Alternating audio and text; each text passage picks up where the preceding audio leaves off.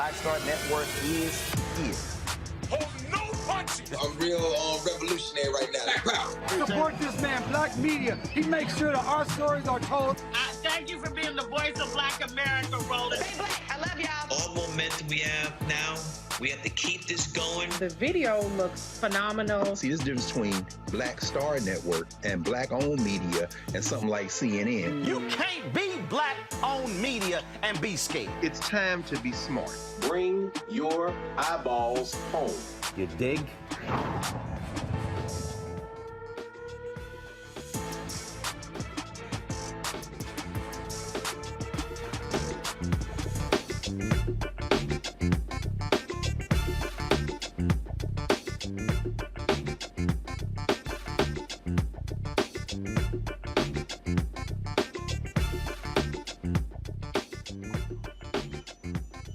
Today is April 13th, 2023. Coming up, a Roland Martin Unfiltered, streaming live on the Black Star Network. A black man dies in the Fulton County Jail, covered by insects. We'll talk to his family, the lawyer, about this shocking and disturbing case. Also, Representative Justin Pearson is back in the Tennessee House.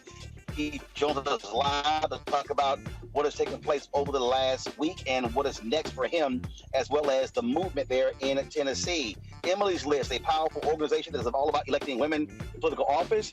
Their black CEO joins us on Roland Martin Unfiltered. Also, Tennessee Republicans.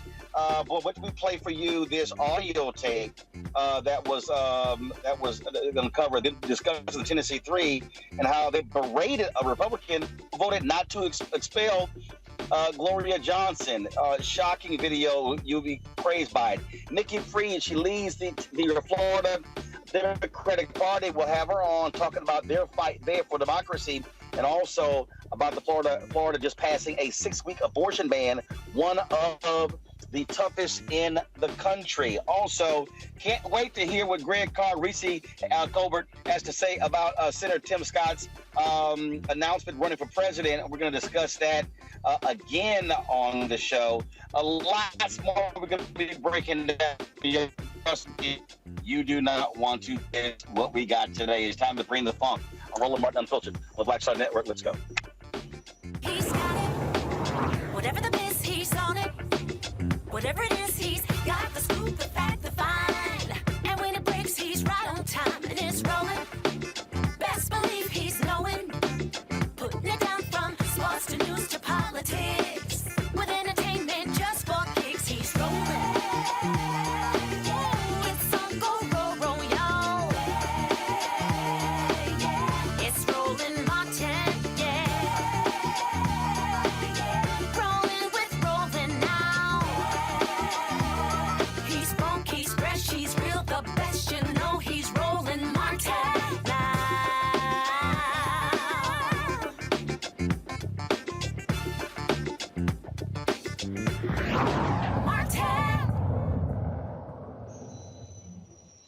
All right, folks, I'm here in the nation's capital. Massive amount of accidents and traffic all over. And so that's why we're coming live to you from the car. Let me just break this thing down for y'all. This case out of Fulton County is unbelievable. A family wants to know why and how did their loved one die. 35-year-old LaShawn Thompson was arrested in June in 2022 for misdemeanor simple battery, misdemeanor in Atlanta. He had mental health issues, and he was placed in the Fulton County Jail psychiatric wing. The family says the jail knew Thompson's depression and schizophrenia diagnosis. They are demanding to know why he was placed in deplorable conditions and how he ended up dead, covered with insects. The Fulton County Medical Examiner's Office report listed Thompson's death as undetermined, but the report noted a severe bed bug infestation. Joining me now from Atlanta is Michael Harper, the family's attorney. Michael, I mean, first of all, severe bed bug infestation? Yeah, it was unbelievable. I mean, the photographs that we got from the medical examiner's office and from the Fulton County Jail really were just shocking to the conscience to see this man lie there in that filthy cell, riddled with bed bugs and insect bites, and that's what killed him. And so, what's the jail's response? Like, well, no big deal? They put a statement out today that they spent $500,000 after Mr. Thompson died on ridding the jail of bed bugs and insects. But I mean, that's great to hear that. I'm happy for it, but it doesn't help our family because their loved one was killed in a filthy cell, and there's no way the sheriff and his staff did not know that the jail cell that LaShawn Thompson was in was deplorable. Okay, so what was he checked on? I mean, so what is there a timeline established as to look? That doesn't just happen in a matter of minutes. No, he was arrested in June of 2022. He had been there 3 months before they found him dead. There are jail reports that say he's not doing well, and they have planned to take him to the medical observation unit. That's according to the jail incident report. But they let him stay there. They never helped him. They watched that man decline, did not move fast enough, and by the time they tried to move, they found him dead. So wait a minute. So in a 3-month period, he got no medical help between June. He died when? He died in September 12th. So he goes in June, and then so at no point between June and September did he get any additional medical treatment. In the beginning, they were aware he was schizophrenic. They knew about his mental health issues. So he got treatment in the beginning to be housed in a psychiatric ward. The problem is once he got there, they dropped the ball. And so, okay, so have y'all obtained the case file to show how often he was checked on and what doctors saw him, and then when he was discovered with all of these bed bugs? I mean, how long was that? I mean, he dies and they left him there for multiple hours? It's unbelievable. As you are alluding to, they're supposed to check the inmates in a psychiatric wing every 2 hours. All right. And we requested the medical records from the jail as well as the observation records. There is no indication that he was monitored every 2 hours.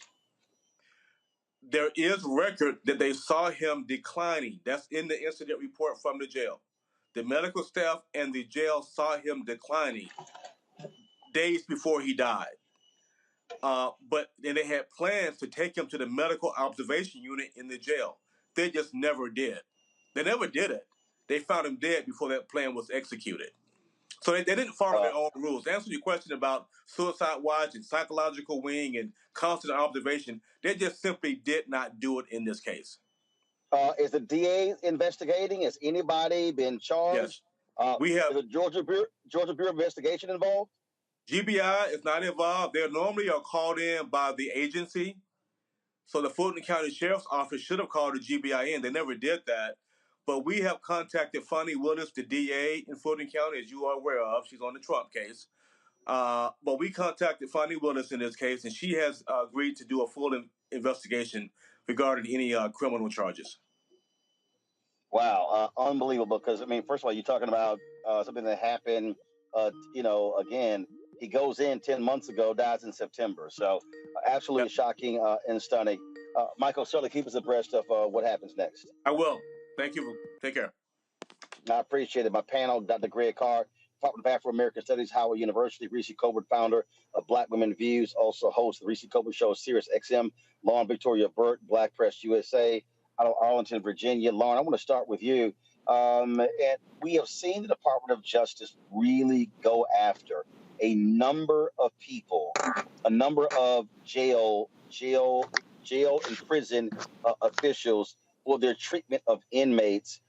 This is one of those that absolutely should get the attention of the Civil Rights Division of the Department of Justice.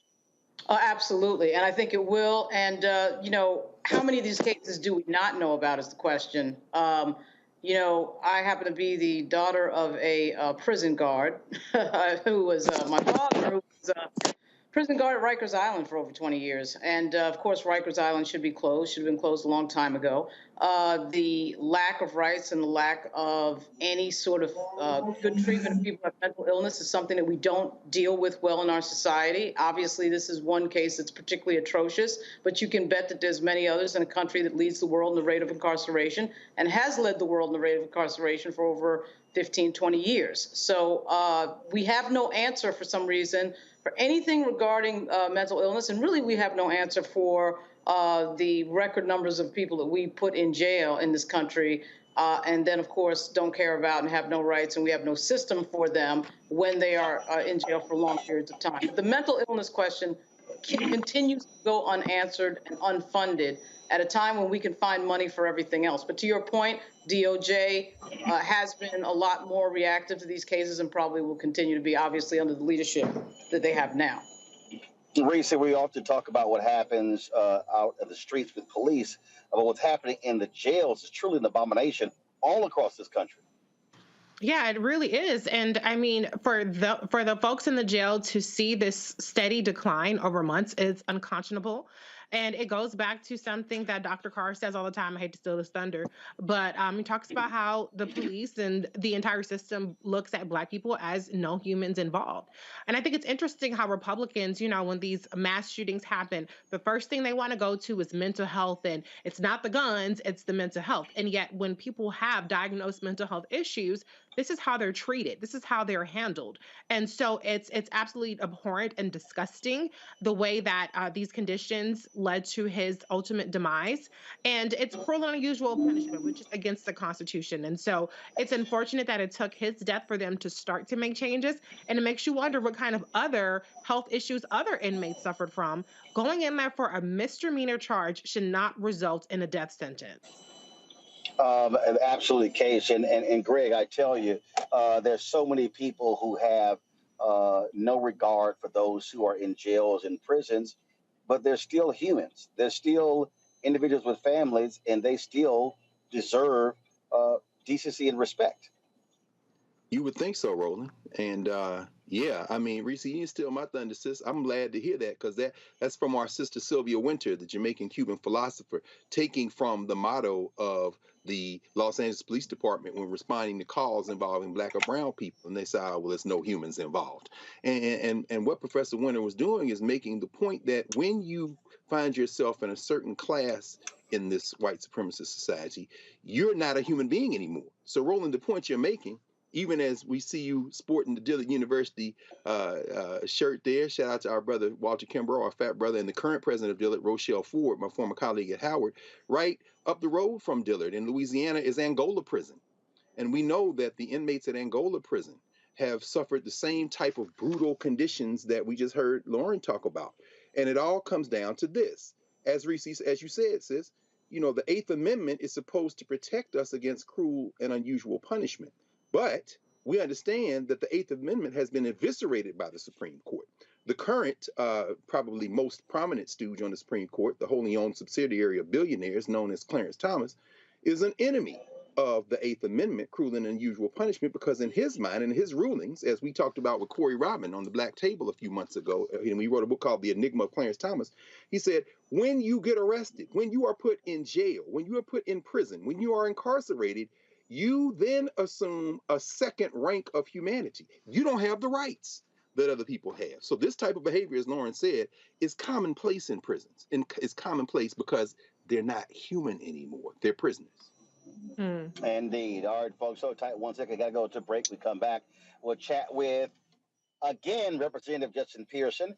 He was sworn in today in the Tennessee House. We'll talk to him about that. We'll also hear this secret audio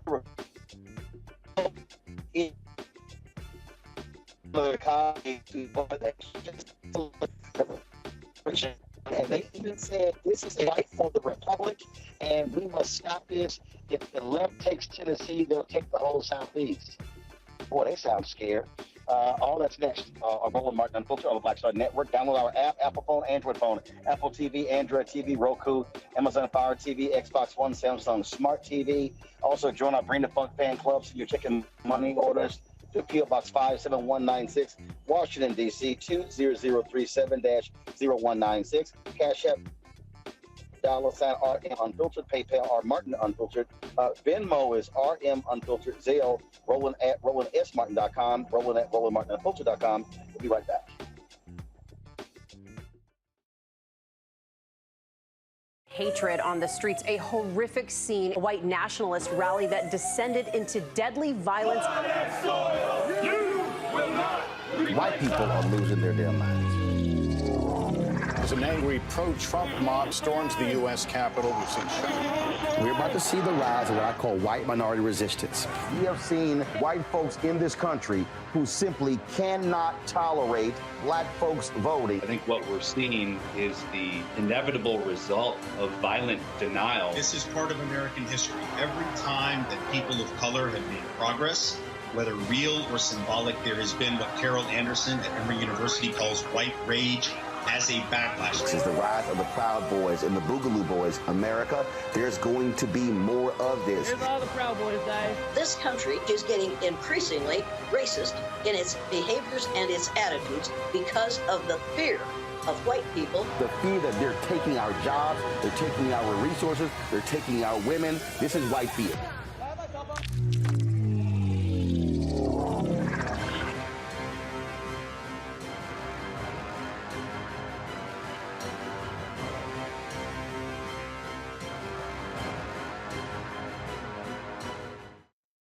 We feel the hidden impacts of climate change that land harder in Black, Brown, and Native communities. Not many people talk about it because they clearly don't know our lives. But with President Biden's landmark infrastructure and climate plans, our issues are finally seen. Removing lead pipes means we know our water is safe. Cutting carbon pollution helps our kids breathe easier. 1.5 million new jobs means stable work in communities. The impact we need right now. When you talk about blackness and what happens in black culture, we're about covering these things that matter to us, speaking to our issues and concerns. This is a genuine people-powered movement. There's a lot of stuff that we're not getting. You get it, and you spread the word. We wish to plead our own cause. Too long have others spoken for us. We cannot tell our own story if we can't pay for it. This is about covering us. Invest in Black-owned media. Your dollars matter. We don't have to keep asking them to cover our stuff. So please support us in what we do, folks.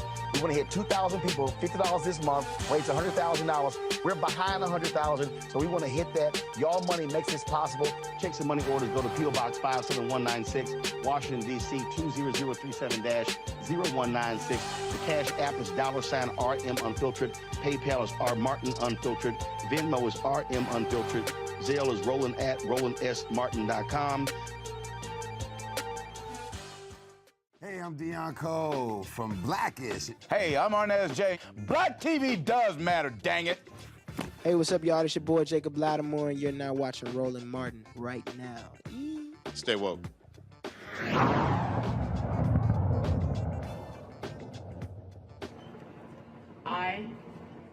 I state your name. Justin J. Pearson. Do solemnly swear. Do solemnly swear. As a member of this. As a member of this. The 100th. The 113th. 13th. General Assembly. General Assembly. Of the State of Tennessee. Of the State of Tennessee. I will faithfully. Support the Constitution. Support the Constitution. Of this state. Of this state. And.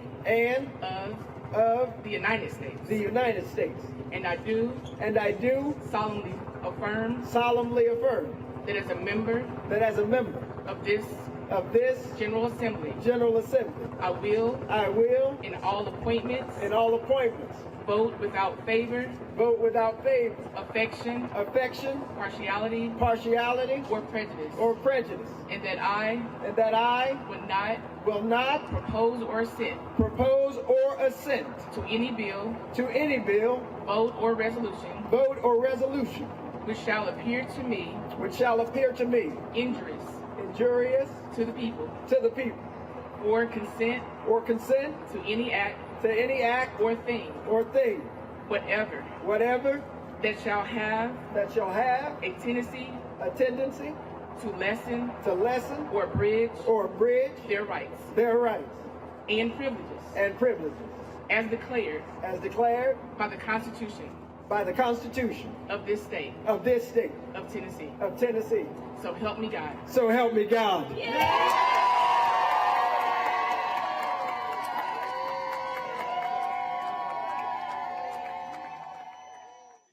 Well, with that, Representative Justin Pearson is back in the Tennessee House 1 week after Republicans expelled him and Representative Justin Jones. Both of them are now back. They look like fools for their actions.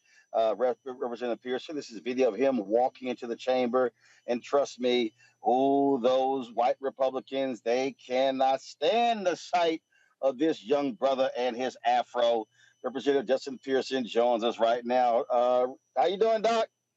I am doing great today, Roland. We are restoring the need for democracy in Tennessee after significant anti-democratic behavior from the Republican Party to silence the voices of people who are just advocating for the end of gun violence in our communities.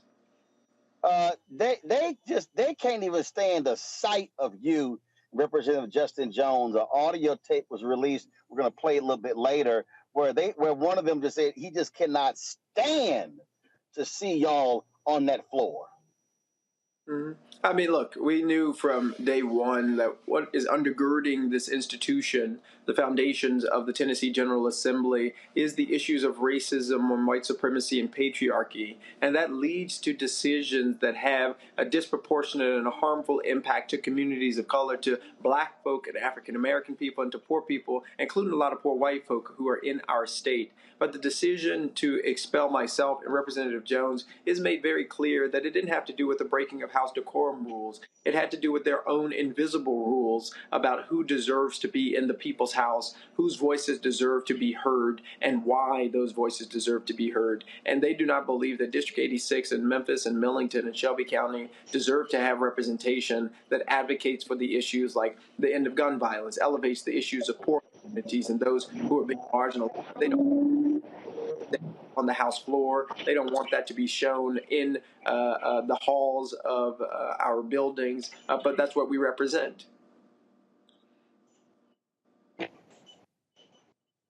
Because it's laughable. They literally are trying to suggest what took place was an insurrection in Tennessee. I mean, this is how crazy Republicans are across the country. They're calling what y'all did an insurrection. Yeah, I mean, when you have people who are very willing to abuse their power in order to cling on to their power more and more, willing to try and abridge the First Amendment in order that they can abuse their authority, to turn our democracy into a mobocracy where mob rule about who speaks and who doesn't, who gets resources and who doesn't, becomes the decision of the Speaker of the House as a dictator or an autocrat, but not as a leader of, as a part of a republic and a democratic republic. We have significant challenges and problems. I mean, they expelled and expelled myself, expelled Representative Jones, calling what we did a peaceful protest against gun violence, against the National Rifle Association, against the Tennessee Firearms Association and insurrection, because they wanted to inflame this discussion. They wanted to scare people into believing that the issue that we were talking about is frightening, which is just that we deserve to be safe in banks. We deserve to be safe in schools. We deserve to be safe in our neighborhoods. We deserve to be safe in our communities. I've lost my own classmate and friend to gun violence. We have an epidemic of gun violence because of the proliferation of guns in our communities and because of the lack of action from legislators. But unlike January, the thousands of protesters who came to the state capitol, they didn't defecate on the walls and smear it. They didn't break any glass in order to broach through the capitol. They didn't kill anyone, unlike the people on January 6th. And Cameron Sexton, the Speaker of the House, called it an insurrection, a peaceful protest by lawmakers and a peaceful protest engaging in conversation with protesters and constituents. Now, one of the things this also has done is really galvanized a lot of folks in Tennessee. So share with us the what's next, because you spoke yesterday and you made clear that this moment can be transformed into a movement, but that it's going to require folk to do the work. Reverend William Barber talked about 75% of the Republicans in the Tennessee legislature running unopposed. which means that Democrats in the state, they must find folks to run against them. You must raise money. The voting totals of African Americans in Tennessee are abysmal. And so talk about, again, putting together a strong coalition that can try to end the Republican supermajority and also make this a much more democratic legislature in Tennessee.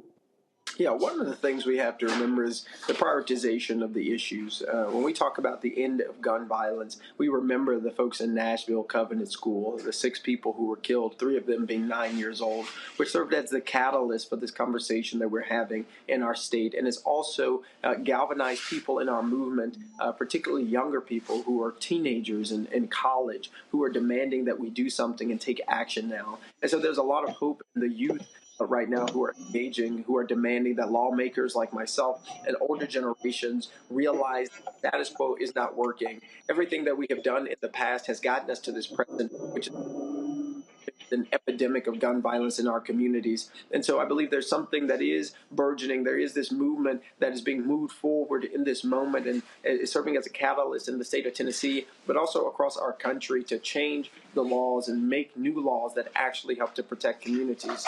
And there is a real political problem where we have a supermajority Republican legislature that is removing democracy and eroding democracy every single day. And we are all worse off because of it. Because what Tennessee does, other states in the South might very well seek to do, which is silencing voices that are different than their own and seeking to expel the voices of the people, and in some cases actually expelling duly elected lawmakers, disenfranchising 68,000 people in my district and Representative Jones's district because they don't like that we did a peaceful protest against gun violence, against the status quo. And as we move forward, it is going to require intense organization and mobilization of people to participate in the democratic process through voting. But as we see, just voting isn't enough. My constituents voted. At 80 years old and 90 years old, they went to the polls and they cast a ballot in a special election for a primary and a general election in record numbers. And still, the supermajority Republican legislature expelled their vote, expelled their voice. And so it's engaging people in the political process of voting, but it is us staying consistent and holding other leaders accountable, like our county commission, which reappointed myself in the Metro Council, which reappointed Representative Jones. We have to have an engaged, civic-minded constituency that stays on these issues and holds leaders accountable, not just during election time, but outside of election time. And as we build that coalition, which has to be, in my opinion, multiracial and multi-ethnic, has to be multi-socioeconomic in building that solidarity dividend that Heather McGee talks about. In doing so, we will be able to transform even places like Tennessee and states in the South into the places that they can be and that we need for them to be if we're going to have democracy to thrive here. It also means there are going to be some fellow black politicians who are going to have to stop playing the go along to get along game. I mean, let's be honest. There were a lot of black politicians in Memphis and other places that did not want you to win. And you and Justin Jones caught some flack from a number of them when y'all got to the State House. They're now standing with y'all. So are you now seeing a change even amongst some of them who felt y'all were just a little too loud? I'm hopeful that the Democratic Party in Tennessee recognizes that it is okay to hold fast to our beliefs and sometimes to sacrifice our positions and our pedigree and our prestige to choose a social location with people who are suffering. And in this case, there's people like Sarah, whose son Noah was 5 years old.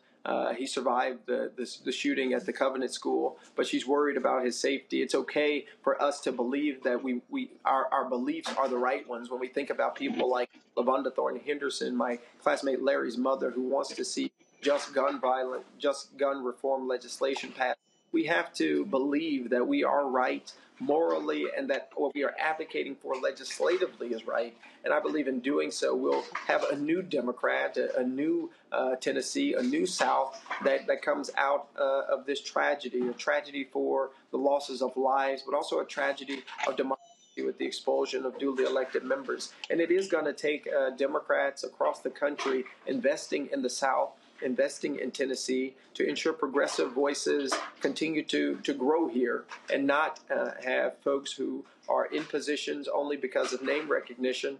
We need people in positions because they're willing to speak up, they're willing to speak out, and they're sometimes even willing to get expelled for advocating for issues such as the end of gun violence. Now, you're dealing with white nationalists there in Tennessee, but you also are dealing with white nationalists who host TV shows on networks that appeal to white nationalists. And so little Tucker Carlson really is just bothered by you. And so he went on a racist diatribe last night. And I just got to get your response to this spoiled little rich kid who had the audacity to question whether you were appropriately got into your college and some other BS. Y'all roll the tape. These are the trailblazers, the pathfinders, the Daniel Boones of progressive identity politics. One of them is a man called Justin Pearson. Pearson has been in the news recently for helping to facilitate an insurrection at the Tennessee State House. You may have seen him. But you may not know what Justin Pearson was like before his transition. Back in 2016, Justin Pearson was an earnest young student at Bowdoin, the whitest college in the whitest state in America, a place that costs $60 grand a year for no obvious reason. A rich kid's school. Here's what Justin Pearson looked like then as he ran for president of student government. I'm Justin J. Pearson, and I'm running for president of BSG. There are a few reasons that we're running this campaign this year. One has to do with representation. How can we represent all voices in a conversation? I want to bring together different voices, dissenting voices, voices that may be more liberal or more conservative, in order that we can reach a point of sort of the radical middle, where conversation and dialogue happens and growth happens. Join the People's Pearson campaign, and let's chart ourselves to a better future. I want to bring everyone together, said Justin Pearson, in a voice that if you closed your eyes, you could easily imagine coming from a suburban orthodontist. Justin Pearson wasn't white, that's probably how he got into Bowdoin in the first place, but he did a fantastic impression of it. What a nice young man. Has he considered the apprenticeship program at Citibank? That was the old Justin Pearson before his transition. Here he is now on the floor of the Tennessee State House. All hope seemed to be lost. Representatives were thrown out of the State House. Democracy seemed to be at its end. Seemed like the NRA and gun lobbyists might win. But oh, that was good news for us. I don't know how long this Saturday in the state of Tennessee might last. But oh, we have good news, folks. We've got good news that Sunday always comes. Justin Pearson has a dream that one day on the red hills of Georgia, everyone will do exactly what he wants or else face indictment by the Department of Justice. Justin Pearson has changed quite dramatically, as you can see. He transitioned from a crypto white kid into the modern incarnation of Martin Luther King Jr. himself. It's remarkable, really. But he's not alone in that. You see this all the time. Everybody in the Democratic Party wants to be Martin Luther King at this point. He also, we didn't have that. Y'all, please find that. Where at the end he said that you should be speaking proper English like Malcolm X. Wow, Tucker Carlson is a fan of Malcolm X. I got to let you comment on the sheer stupidity of what we just heard. Yeah, I mean, you're talking about a white supremacist supporting white supremacy. Attacking me running for student government. I didn't win that election, but I hope Bo Mitchell gets credit for recording a fantastic video. And something in there that, first, my name is Justin J. Pearson, so he needs to get that correct. But one of the things that's in there is about bringing dissenting voices to the table. The day that we led a peaceful protest, Cameron Sexton of the Republican Party refused to allow anyone else to speak on the House floor as it relates to welcoming peaceful protest to the People's House, talking about gun violence at all. And so I believe there are a lot of lessons that they can learn from a younger Justin J. Pearson and also learn from an older Justin. But what we have and what is really important for us to realize and recognize is they are terrified of having the real conversation, which is, why were we expelled?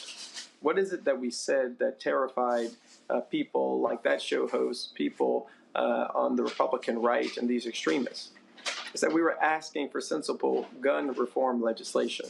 Is because we were standing up against the National Rifle Association. We were standing up against the Tennessee Firearms Association. And they're terrified that there's a younger generation of people, a multiracial movement, an intergenerational movement that is speaking to the hearts and to the minds of all people, not just one demographic. And so they want to bait us into some race-baiting conversation when the reality is, the problem is, all of us are suffering from the fear of gun violence. All of us are suffering from the preponderance of gun violence because of the lack of action from a lot of the people who go to Tucker Carlson's show. The reality is, my mom is a teacher, my dad is a preacher. I've been articulate, well-spoken, and smart for a very long time. I prayed for that. I was smart then. I still am intelligent and smart now. And I still believe the things that I believed then, now as well. The challenge is the radical middle has gotten way more difficult to find when you have right-wing, white supremacist extremists.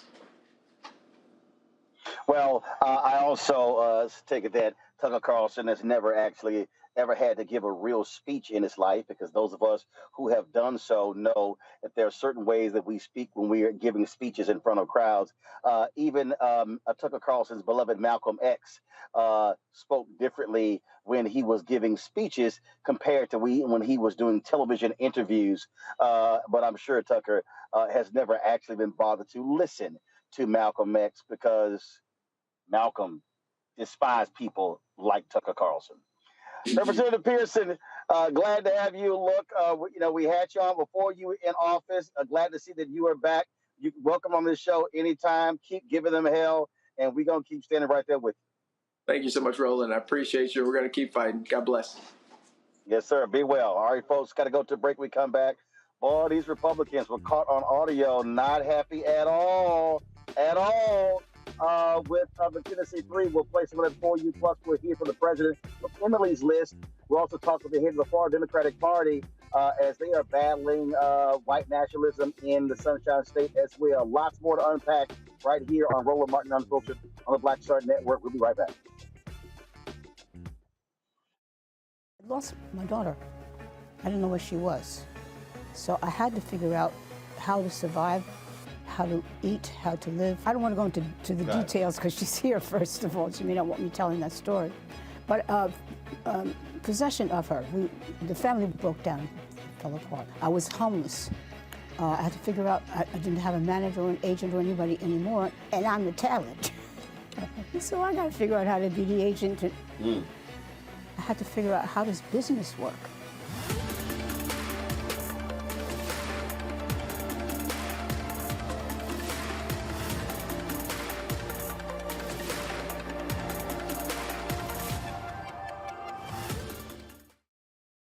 Next on the Black Table with me, Greg Carr.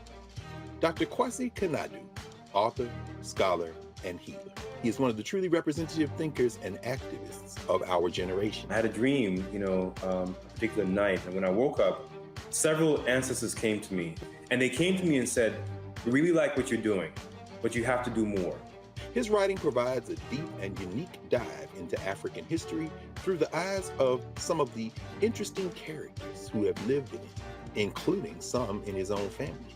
The multi-talented, always fascinating Dr. Kwasi Kanadu on the next Black Table here on the Black Star Network. Hey, what's up, everybody? It's Godfrey, the funniest dude on the planet. Hi, I'm Israel Houghton. Apparently, the other message I did was not fun enough. So this is fun. You are watching Roland Martin, my man, Unfiltered.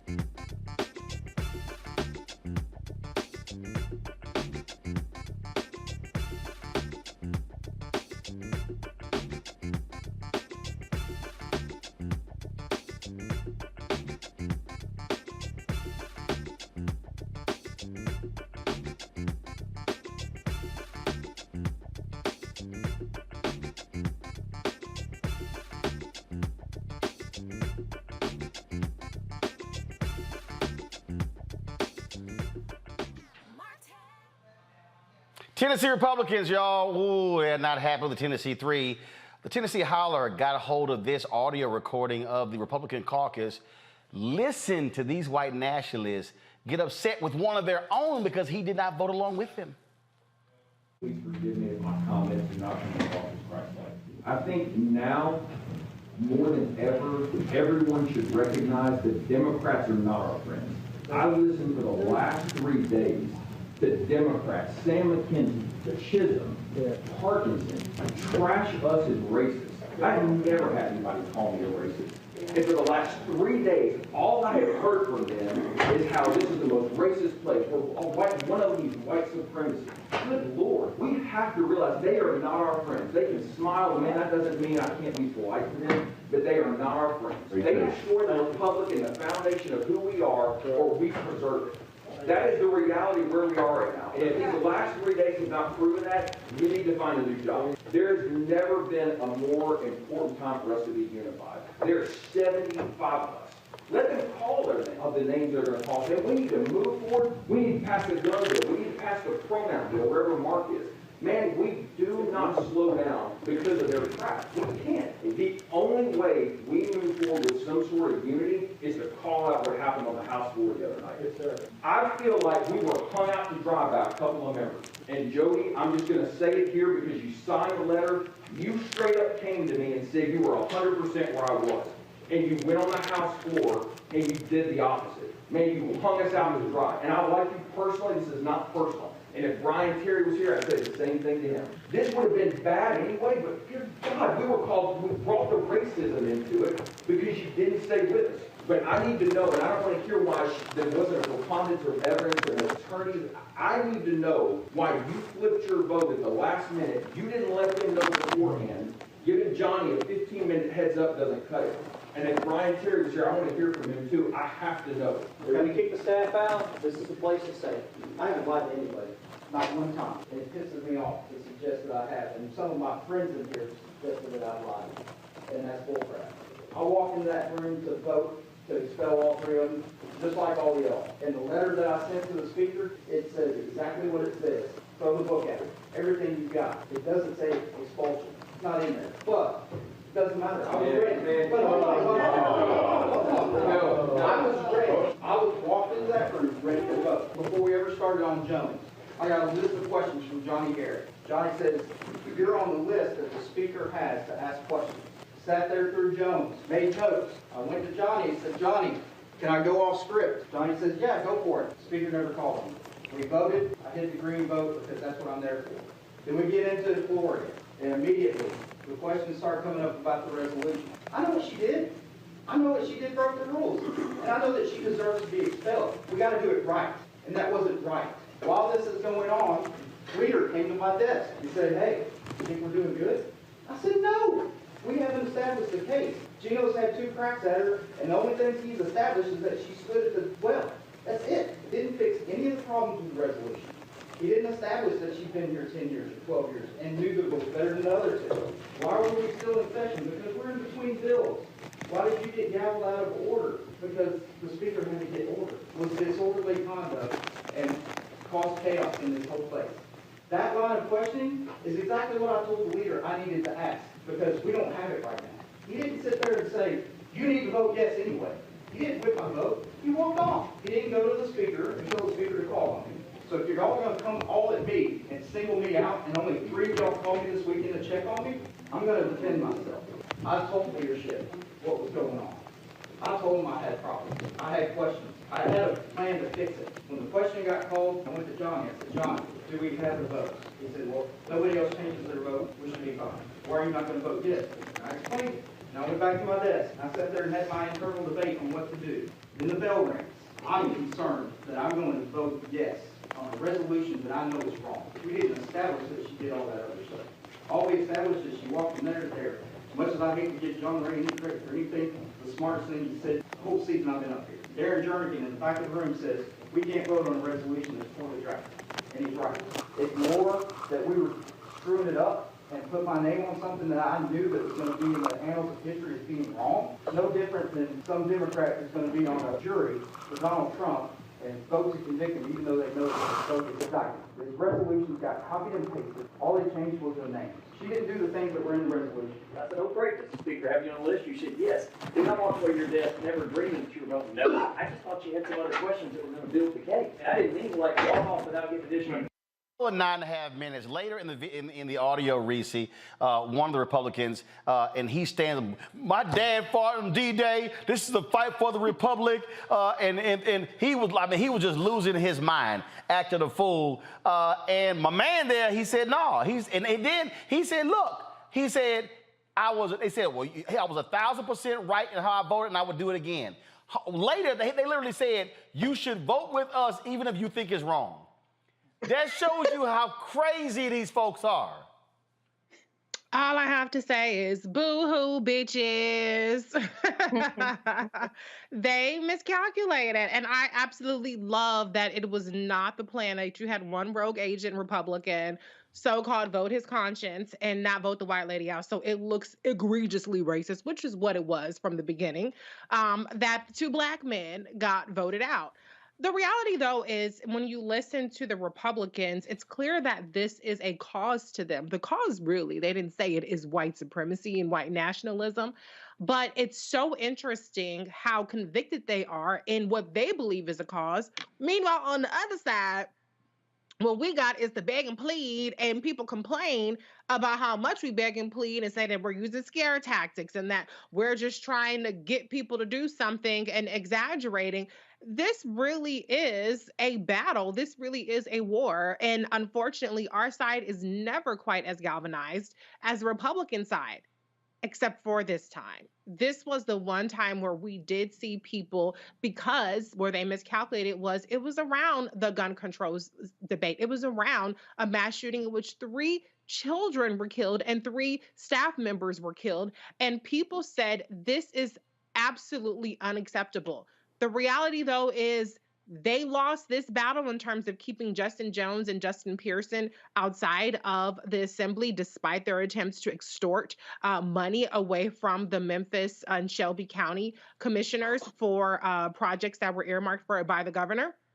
But they still saw that they could successfully expel these members on a whim. They still see that they can pass or prevent legislation from being passed on a whim, and that is a bigger issue. I got to play this part here, but Greg, and for you to comment on. I mean, listen to this one. This is called Sapicki. He's in the top right-hand corner. This is him talking.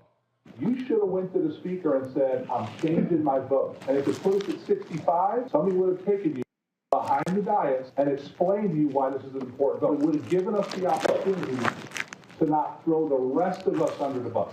I've been called a racist, a misogynist, a white supremacist more in the last 2 months of my life than I had my entire life. By golly, I'm biting my tongue.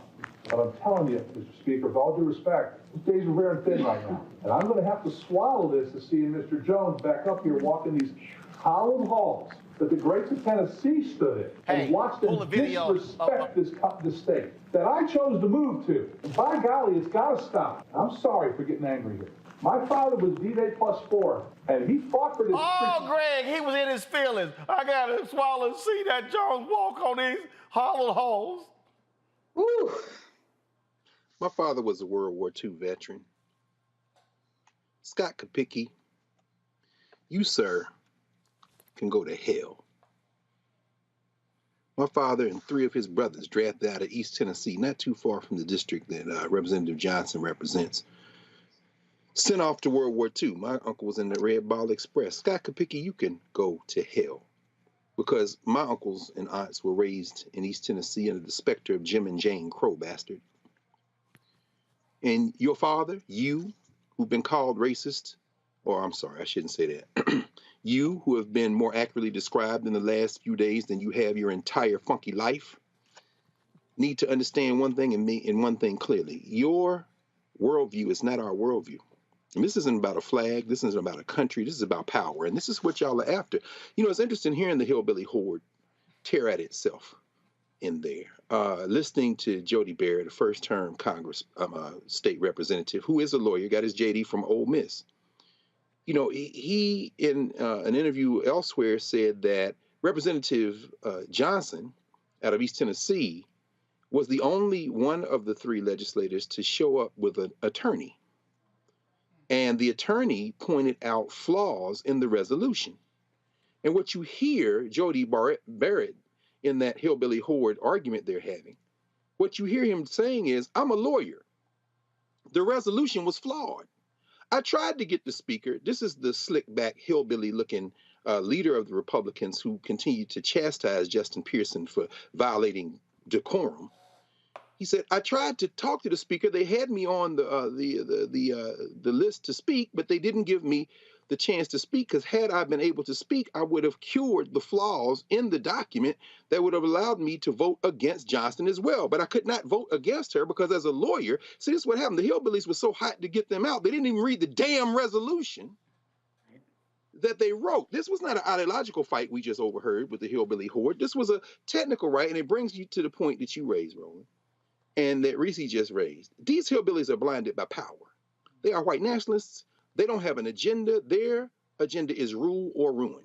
Their little punk-ass white nationalist friend, Tucker Carlson, who doesn't remember, and Roland, I know you were giggling to yourself when you heard him say that Justin Pearson is the first Negro at Bowdoin, considering that is also the alma mater of John Russworm. But at any rate, this hillbilly is so hot for power that they don't care about the law. And this is where their thing is going to fall apart. I agree with you, Rissy. We're pleading. But if I had had a chance to ask Representative Pearson a question, I would have asked him, as somebody who was born and raised in Nashville, who was fortunate enough to know Avon Williams a little bit, the greatest legislator, black legislator in the history of Tennessee politics. I would have asked Representative Pearson how, with a supermajority, as we organize to stop the supermajority, how do we use those legislative positions, not just to elevate issues, but to get involved in the guts of governing? Yep. So we can fight these hillbillies. Because what we just heard, that argument was about, it wasn't about white supremacy. That white boy was like, I'm a lawyer and I can't vote for this because it is legally flawed. They could have had a lawsuit if they had expelled Johnson. Yep. Well, first of all, he's going to be back, so we'll just answer that question. Lauren, your thoughts? You know, the words, we are at war for our republic. You could have played that audio 20 years ago, 30 years ago, 40 years ago, after the Civil War. I mean, unbelievably telling and embarrassing. Shout out to whoever recorded them and put it out there. Okay, because somebody in that room, probably a staffer, but you never know, it could be another member, recorded that and put it out there. But it's not anything we haven't heard a million other times before. Indeed. All right, y'all, that's more we got to break down. In the next hour, I'm going to play that Tucker Carlson piece where he mentioned Malcolm X. Y'all know damn well Malcolm X would have smacked the hell out of Tucker Carlson. But I got to go to some other business. Coming up next, we'll talk with the President CEO, Emily's List. She's been over here giggling and laughing for the last 15, 20 minutes because she really saying, but this is a really black show. That's really what you're saying. You're like, I ain't never seen a show like this here. She said, this is blackity black. Yeah, this ain't MSNBC. That's right. Even Joanne Reed can't be this black on MSNBC. I'll be right back.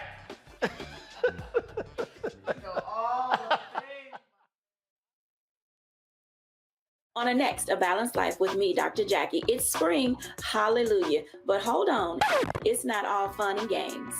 With the sun and the warmth comes the need to clean, the clutter, mentally, physically, emotionally, socially. All of those things need to happen. Getting rid of the clutter and clearing the cobwebs in our head and in our home. That's next on A Balanced Life on Black Star Network.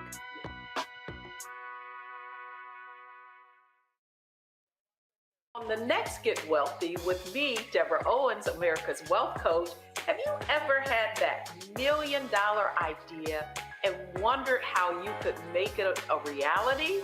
On the next Get Wealthy, you're going to meet Liska Askalise, the inventress, someone who made her own idea a reality and now is showing others how they can do it too. Positive, focusing in on the thing that you want to do, writing it down, and not speaking to naysayers or anybody about your product until you've taken some steps to at least execute. Liska Askalise on the next Get Wealthy, right here, only on Black Star Network.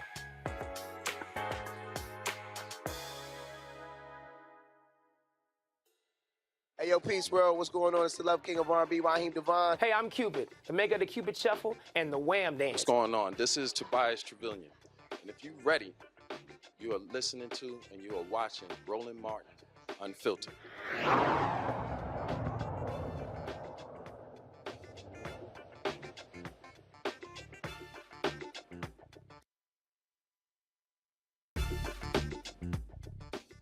We are seeing an increase in black women all across the country running for political office. Remember, I was down in Texas when 18 of them were running for judge in 2018, helping them get elected. We're seeing it happen more, but it still is a difficult task, not just for black women, but for all women. But things are indeed changing. One of the organizations that's really played a huge role in assisting them is Emily's List. They have been raising a ton of money, supporting candidates, helping them win positions, statewide positions, whether it's city hall, county government, state legislatures, but also Congress as well. And joining us right now is LaFonza Butler. She's the president of Emily's List. Glad to have you here. Thank you so much for having me. All right, so yeah, because I'm trying. Look, this is different. This is different. I'm glad to be in it. I'm just glad to be in it. It's absolutely black. That's right. So black owned, black art, everything in here was built by black people. So that's how we do it. We black tonight. Yeah. We black every day. I hear it. Every day. All right. So let's talk about Emily's List. And again, the roadmap has changed significantly when it comes to this country. Obviously, you've had Hillary Clinton run for president. Sure. You got the vice president in there as well. You got women who are United States senators, but it is still a difficult task when it comes the gender issue when it comes to politics.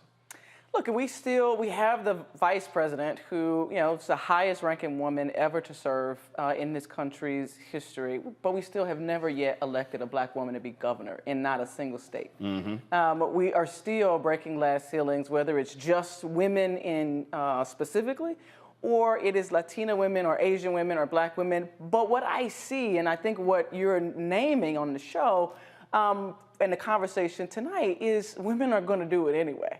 What they have proven is that Hillary Clinton's run and the vice president's run, the historic number of women that were running for president in 2020, and the distaste and frankly disdain and hatred that was displayed towards women in the last presidency.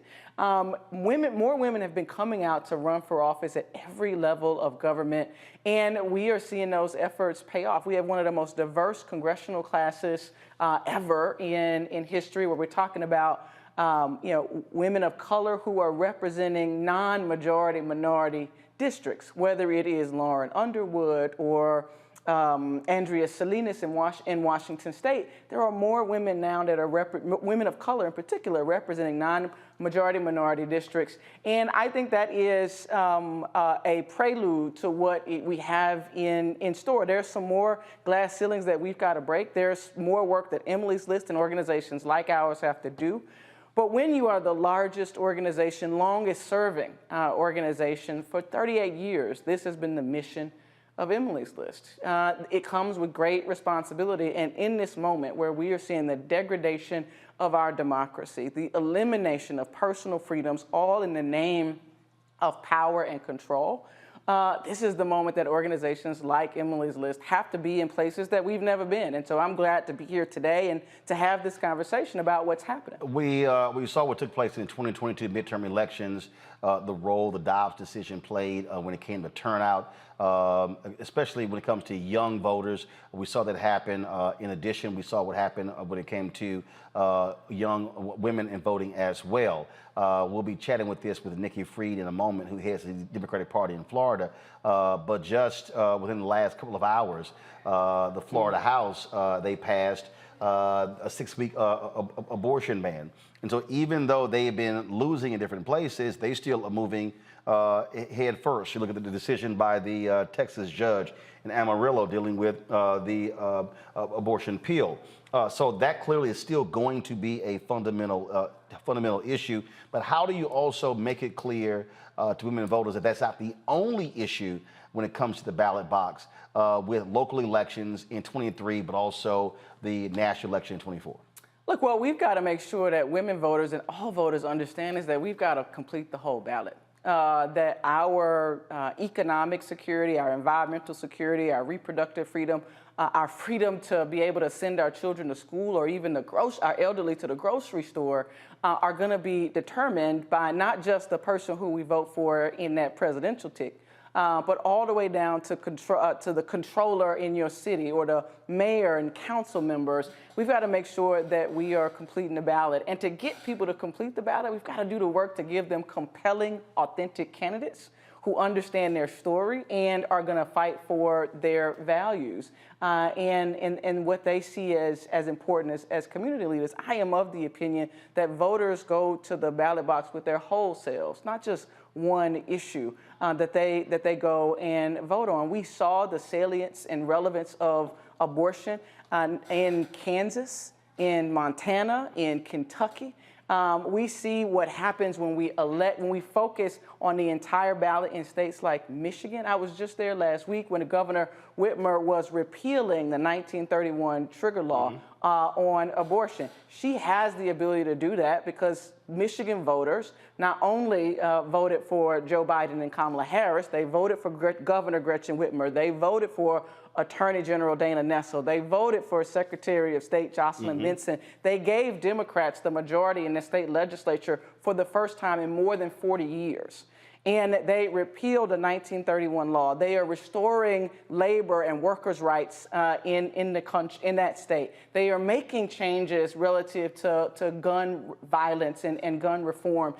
And for us, I think the lesson really does have to be every election is important. Right. Virginia, in 2023, is going to have some of the most consequential elections in this what we used to call an off year than any state in the country. Democrats, I think, are 4 or 5 away from controlling the House, but control the Senate by narrow margin. But if they take over the House, you actually will have an African American who will be the House Majority Leader, Don Scott. Alpha man, also my Texas A&M chapter Powell brother, in addition to Louise Lucas on the Senate side. And so that's power. That is power, and more than a third of those seats are up for re-election after redistricting. And in a state where they have never had that many seats up, and redistricting has changed the lines and changed the voting, it is not something that we can take for granted just because it might happen to be right here in the back door of Washington, D.C. One of the things, before I go to my panel, if we get the questions, so Lauren, Reese, and Greg, get ready. Got to ask you this here, because one of the things that that's been driving me crazy, and I've been very explicit in saying this, it gets on my nerves, these white political consultants who take all of this money folks raise and they dump it on television. They don't put it on the ground. Yeah. I see Nikki Fried over there. She looks at the motion in her head, absolutely. So she understands that, and it drives me crazy because in order to win, you need votes. You got to turn people out. And so it gets to a point where you just keep dumping on television. That's how they're making their money. And so when y'all are supporting candidates, are you making it clear to folks like, hey, ground game, door to door, old school politics still works. Everything is not about just dumping money on television. Yeah, not only does it work, it's fundamental, right? And so absolutely, our job in helping to recruit and advise these women who are running for office is to help them put together the best campaign possible specific to their district. Now, there may be some district that you can win just by doing some work on TV. Right. Most of the districts that we're competing for, you've got to go get the votes. You've got to earn the trust. And also don't run away from who you are. I mean, personally, I'm serious. I think Mandela Barnes will be in the United States Senate today if he told his white consultants, we're going to campaign in Milwaukee. 50,000 fewer votes in Milwaukee. He loses by 26,000 votes. Bro, you're from Milwaukee. Yeah. I'm sorry, what the hell? And Sherry Beasley did not have an HBCU campaign. I'm like, what the hell are you doing? North Carolina has more HBCUs than any other state. And then even when the vice president came to town, she wasn't there with the vice president. I'm like, I'm sorry. Damn your white consultants. You are a black woman running in North Carolina. Run as a black woman in North Carolina. And where was everybody else who was there to support Cal Cunningham? but were absent in supporting Sherry Beasley. And she loses by 110,000 votes. She loses 110,000 votes. And so absolutely, that level of authentic engagement, people see. I went to North Carolina A&M with Sherry Beasley. I did college, A&T, with Sherry Beasley. I did college stops, HBU stops, as a graduate of a historically black college, Jackson State University, the I love, and was just there yesterday. I know what those students want to hear, what they need to see, and they need to see somebody engaging with them, and it was a missed opportunity. For a year, I asked her, told her campaign, I'll be happy to bring my show back. We did it in 2018 when she ran for Chief Justice. They never called. It was the craziest thing. Lauren, your question. Ms. Butler, how are you? Just to jump off of what Roland was just talking about, there's kind of just a sort of consultant industrial complex in these campaigns. I wonder, how much does Emily's List get into that conversation with candidates about exactly where they're spending their money? It's not just the TV thing, but also sort of an addiction to mail. The things that make consultants money is just what people are told to spend money on by consultants.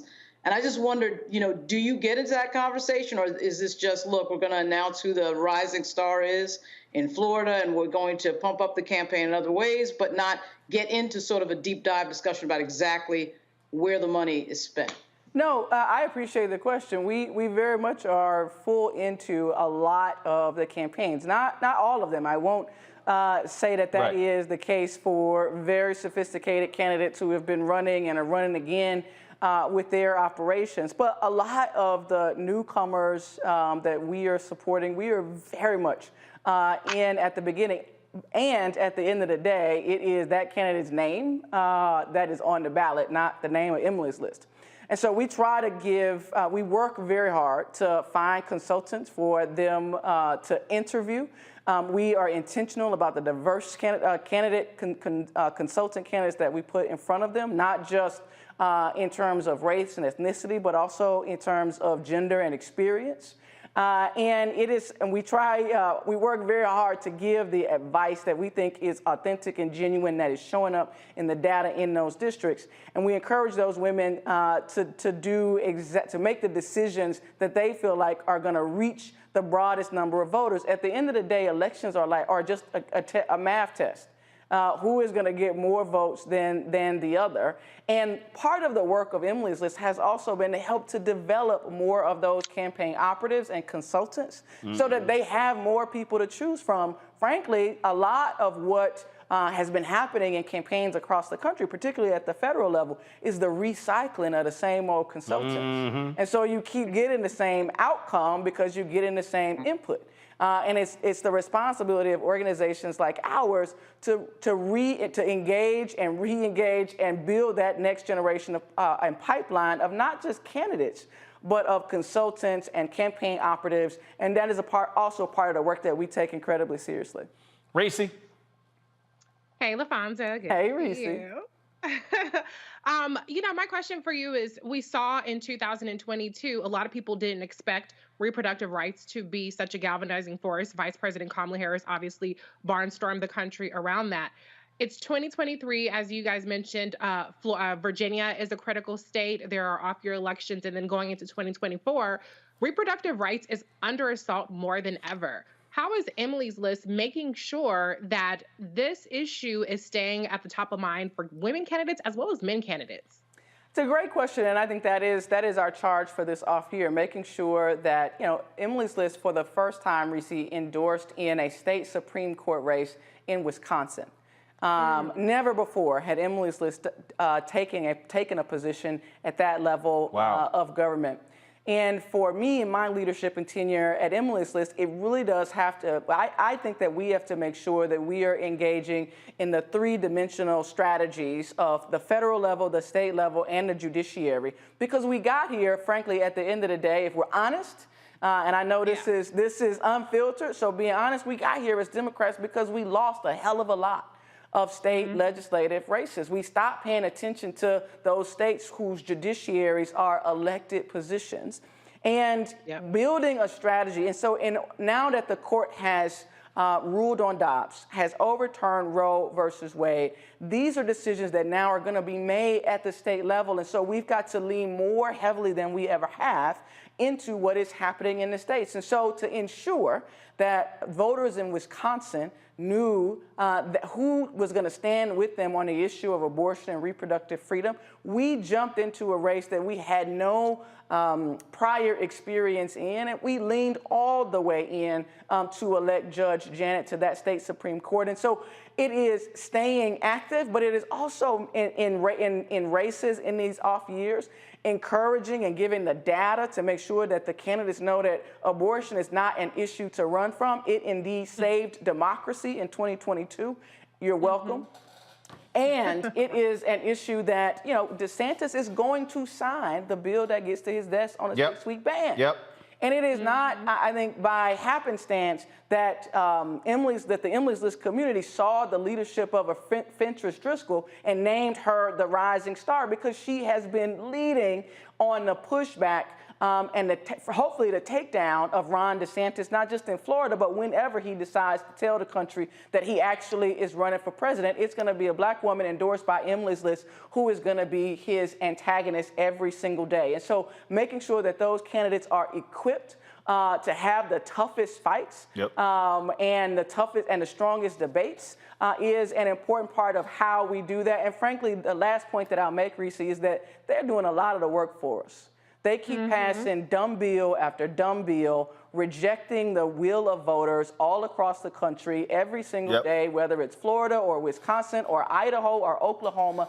And we've got to make sure, as to the point that Roland made to Brother Pearson earlier, nobody should get a free pass. 75 Republicans should not be able to run uncontested in a state like Tennessee or any other place if our democracy is vibrant. And we've got to make sure that we are recruiting the candidates and supporting them in helping to ensure that that democracy is vibrant and that we get Republicans on the record as to their position about should a woman be able to make decisions about her own body.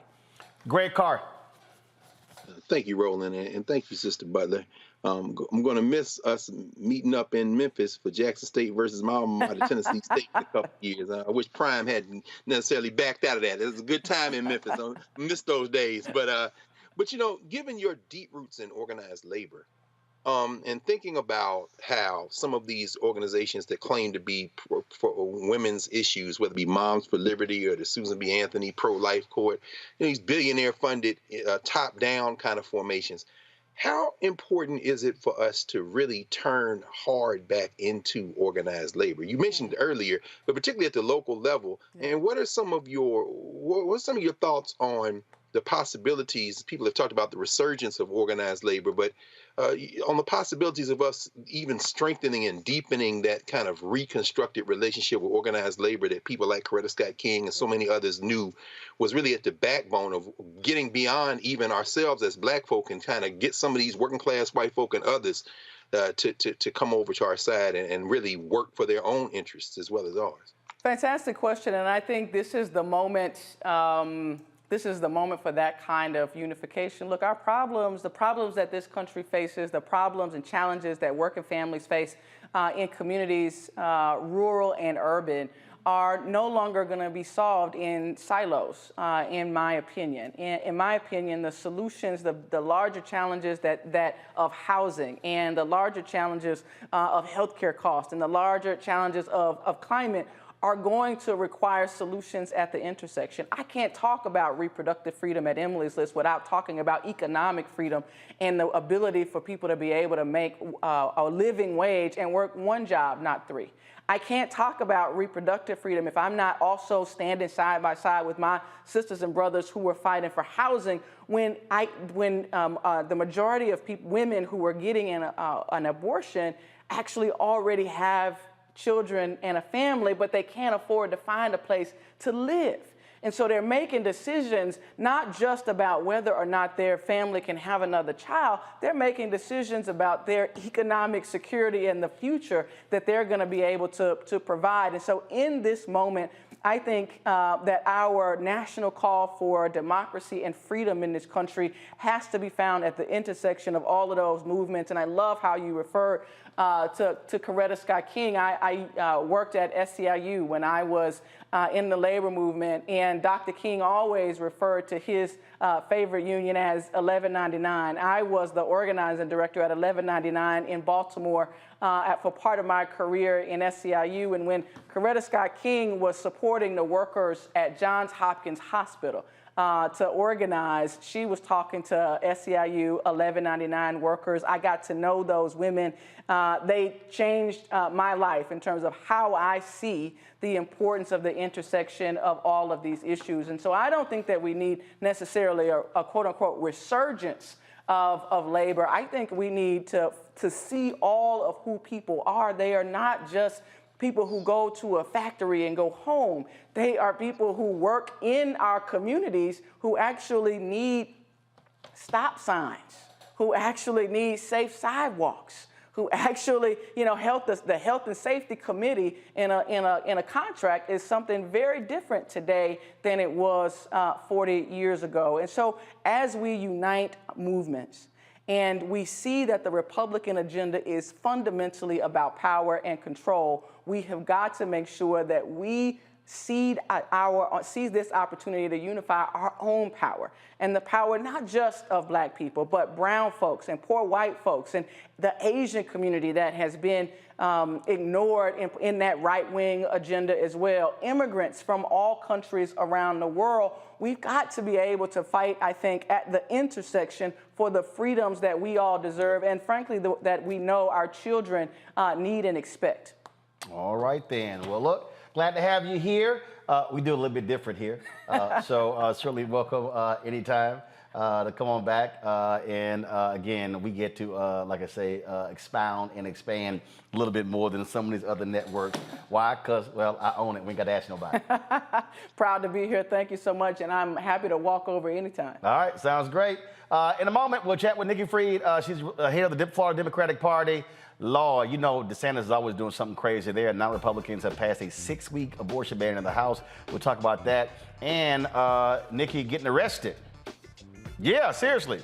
That's next on Roland Martin Unfiltered on the Black Star Network. Hatred on the streets, a horrific scene, a white nationalist rally that descended into deadly violence. White people are losing their damn minds. As an angry pro-Trump mob storms the U.S. Capitol, we've seen shots. We're about to see the rise of what I call white minority resistance. We have seen white folks in this country who simply cannot tolerate Black folks voting. I think what we're seeing is the inevitable result of violent denial. This is part of American history. Every time that people of color have made progress, whether real or symbolic, there has been what Carol Anderson at Emory University calls white rage as a backlash. This is the rise of the Proud Boys and the Boogaloo Boys. America, there's going to be more of this. Here's all the Proud Boys, guys. This country is getting increasingly racist in its behaviors and its attitudes because of the fear of white people. The fear that they're taking our jobs, they're taking our resources, they're taking our women. This is white fear.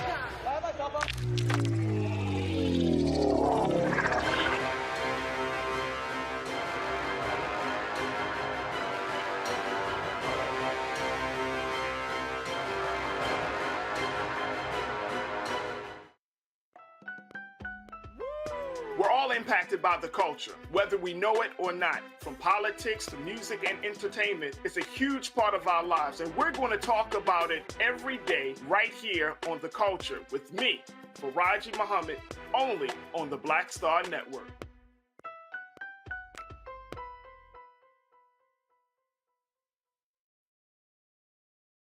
Hi, this is Cheryl Lee Ralph. Hello, everyone. It's Kiara Sheard. Hey, I'm Taj. I'm Coco. And I'm Lily. And we're SWV. What's up, y'all? It's Ryan Destiny, and you're watching Roland Martin Unfiltered.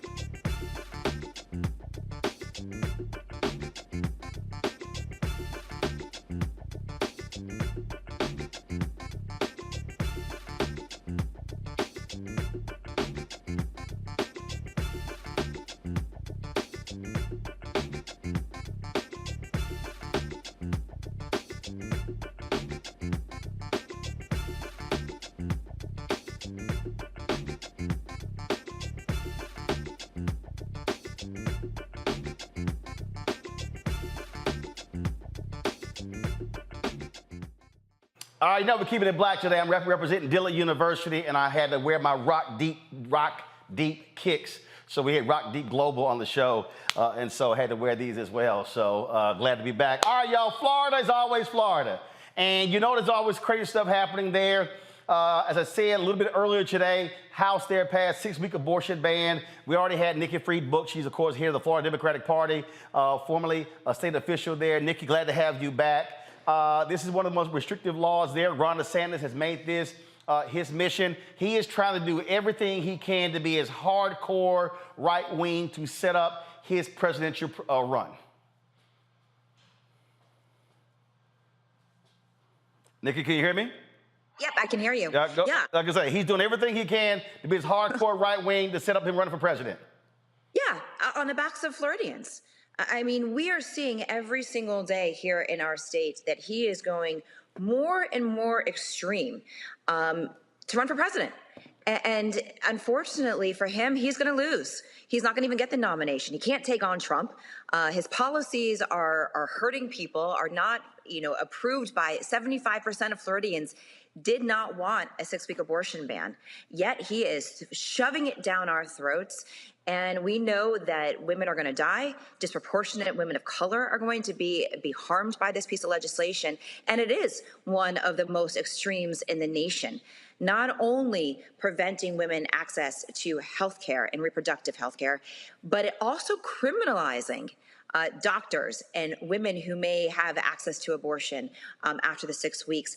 And here's the fun little kicker that most people aren't hearing, is that if you in fact want to participate in the rape or incest exemption after the 6 weeks to 15 weeks, you have to show documentation. So wait, I'm sorry. You said rape, incest. What the hell documentation is there? Hey, my stepdaddy raped me. Correct. Yeah. Wow.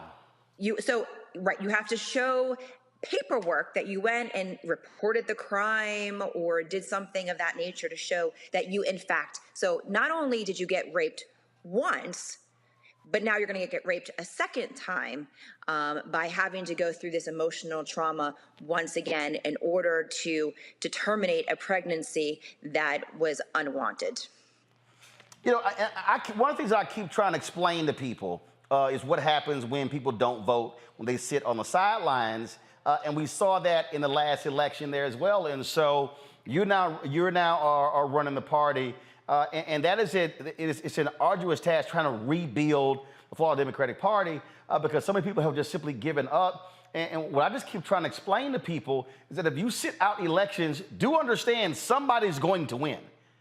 Yep. And Republicans have a supermajority there in Florida. They have a supermajority in Tennessee, in South Carolina, in North Carolina, in Mississippi, in Alabama. And I say, look, the task has to be, you're not going to take over assemblies overnight. But the first thing is, how do you go from a supermajority down to a majority and then try to compete? That is going to take organizing and mobilizing. That is correct. And listening to, obviously, you having the president of Emily's List in the conversation that you all were just having, that's exactly it. And that is what Democrats have not been doing well here in Florida. We have been taking it for granted that we were a blue state and then a purple state. And, we lost by less than 1%. And that just happens to have been that election's problem. But the reality is that Democrats have been failing to do the basics. Voter registration, voter engagement year round, those boots on the ground. And that's what we have to get back to. And you're seeing pictures of myself and Leader Book sitting there right before we got arrested. So again, peacefully protesting on that sidewalk. And so it's going to take this drumbeat into Democrats across our state that they've got to get back out there. They've got to be talking to the communities. And hopefully our arrest last week will show that we are going to continue to fight and to stand up for what we believe in, and we are not going to take this laying down. Panel questions. Reese, you're up. Reese, you muted. This ain't your first rodeo. Lord have mercy. My bad. My is the cows going overhaul for a long time. See, Anyway, we jacked up Erica when she did it. Now it's your turn. I know. I had it coming. I had it coming. My bad. Hi, Ms. Freed. My question to you is, you're head of the Democratic Party now. One of the things that has been studied and written about is the disinformation campaign that is particularly targeting Black and Latino voters in Florida. It was very successful during Trump's first run in 2016, and we've seen it escalate. Is that something that under your tenure you plan to devote more resources to in terms of countering the disinformation that's targeting our communities? I'm not even going to call it disinformation. I'm calling it propaganda, flat out propaganda. And so that let's be very clear here, because we know what propaganda does and how it leads to hate and how it leads to distrust of your elected officials, and now in this case an elected at a party. So yes, we haven't been doing this, and I have been screaming from the hilltops that we just kind of let it go, like, oh, it's not going to resonate. It's really not. No one's ever going to believe this, but they do.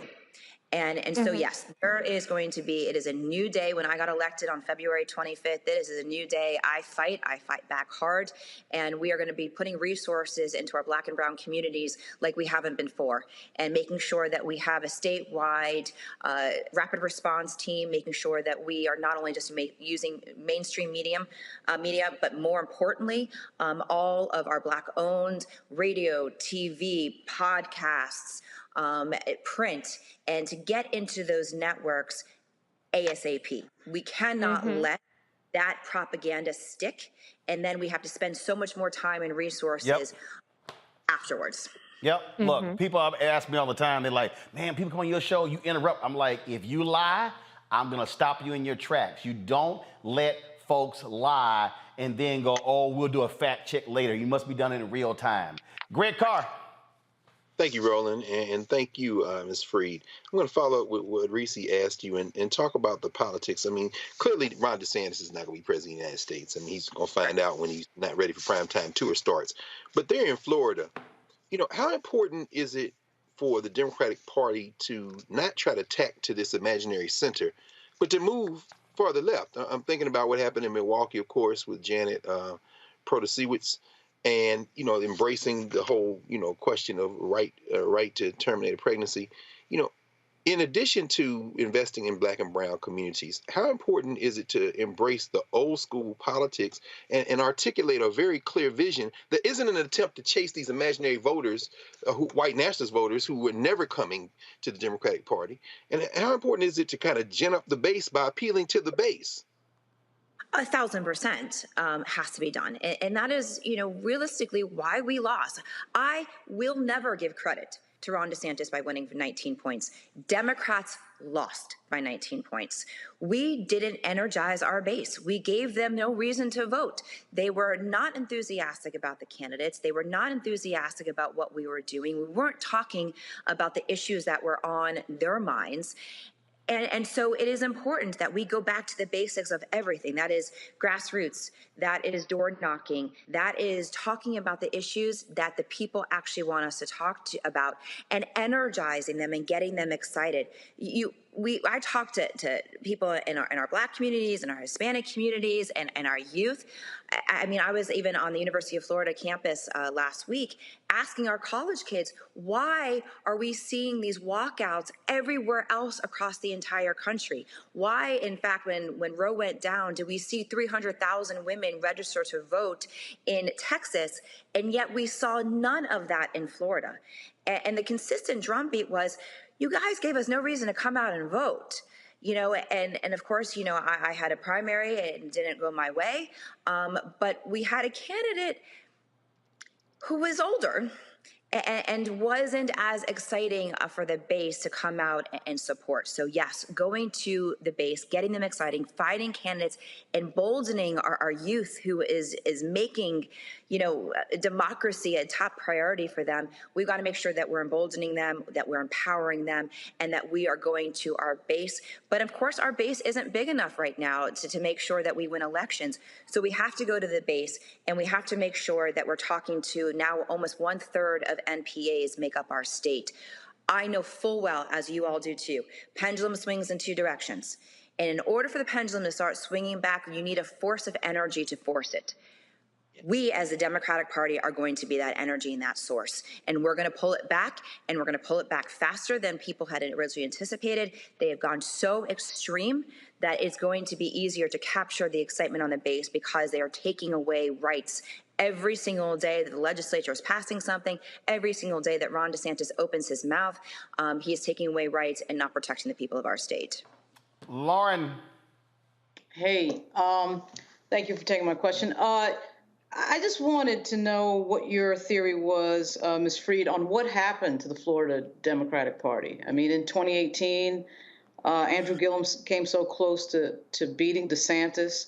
And then it just seems like the party last year just sort of fell through the ground. I mean, it was just sort of a far fall. And obviously you're in total rebuild, but what is your explanation for that? Obviously Gillum came so close to winning that race, and then last year Chris didn't come that close. So, what's your theory of the case?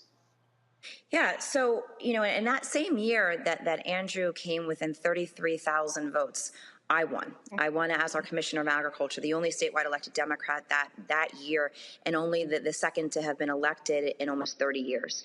And so I've spent a lot of time, unfortunately, with Ron DeSantis and a lot of time in that Florida cabinet. And what I saw firsthand as an elected official is that the party apparatus didn't do anything to support our elected officials who were out there in the fields every single day, putting up those fights. I mean, I was the first person in March of 2020 that called Ron DeSantis a dictator. Everybody thought that I had lost my mind. What are you talking about? You just called the governor of your state a dictator. Now it's even more so. He's a fascist dictator. And so what happened realistically is, one, the Democrats got lazy. We stopped doing voter engagement. We stopped doing voter registration. And then we stopped engaging completely after 2020. When the pandemic hit our country and our state, the Democrats folded up shop and went home and never came back out. So now that I'm chair and been here for about 7 weeks, and I've been able to look under the hood, there was no programming apparatus. There was no grassroots. There was no money spent in minority communities. There was no, and I use this very, very loosely, there was no coordinated campaign. We had 3 women of color on our statewide ticket between Val Demings at the top of our U.S. Senate, our Attorney General candidate, and our Commissioner of Agriculture candidate in 2022. I bet nobody knows that. That is on us, that we didn't lift up the diversity of our ticket and didn't prompt up the people that were running for office. And so there was a complete meltdown of everything Democrats. No one was talking to each other. House wasn't talking to Senate. Senate wasn't talking to the party. I, as our statewide elected, didn't speak to anybody in the party, was trying to be surrogates across our state. It was just a complete collapse. I actually called Val on the Tuesday after I took over the party, and I said, Val, I know why we lost by 19 points. There was just nothing here. And you can't win elections if you don't put in the work, you don't do the boots on the ground, you don't do the door knocking, you don't go to community organizing events, and you only talk to voters a couple months before an election. That isn't going to work. And if you have only the message of vote for us because we're not them, that is never going to be a winning combination for Democrats. We always have to inspire our base to come out and vote for us. And that's what we're going to have to be doing going forward. All right, Nikki Freed, we certainly appreciate it. Look forward to having you back on the show. And when you're in D.C., let us know. You can drop by the studio. I would love that. Thanks. Have a good night, everybody. Thanks so much. Take care. All right, folks, we come back. I know I did it yesterday, but I gotta play again that silly-ass video Senator Tim Scott released announcing, because I know Greg and Reese and Lauren been waiting to comment on that.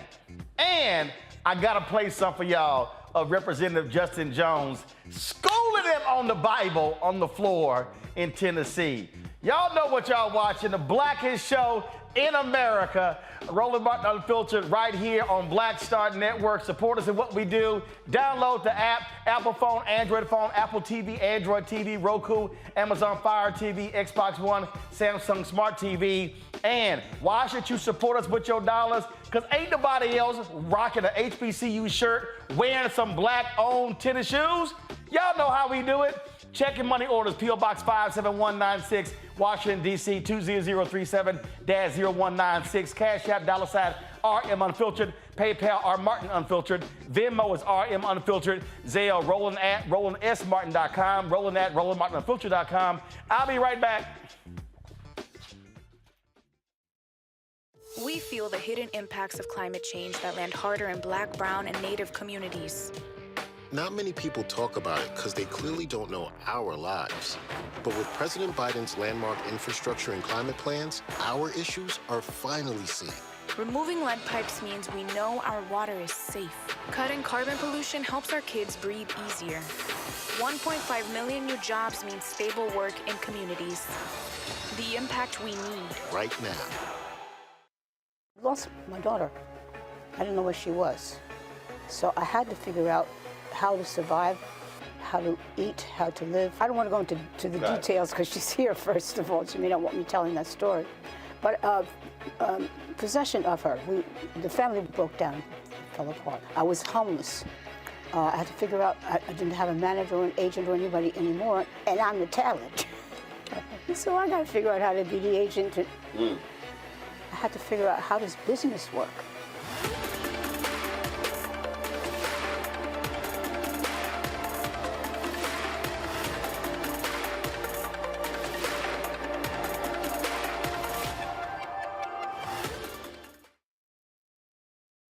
Hey, I'm Cupid, the maker of the Cupid Shuffle and the Wham Dance. What's going on? This is Tobias Trevelyan. And if you're ready, you are listening to and you are watching Roland Martin Unfiltered.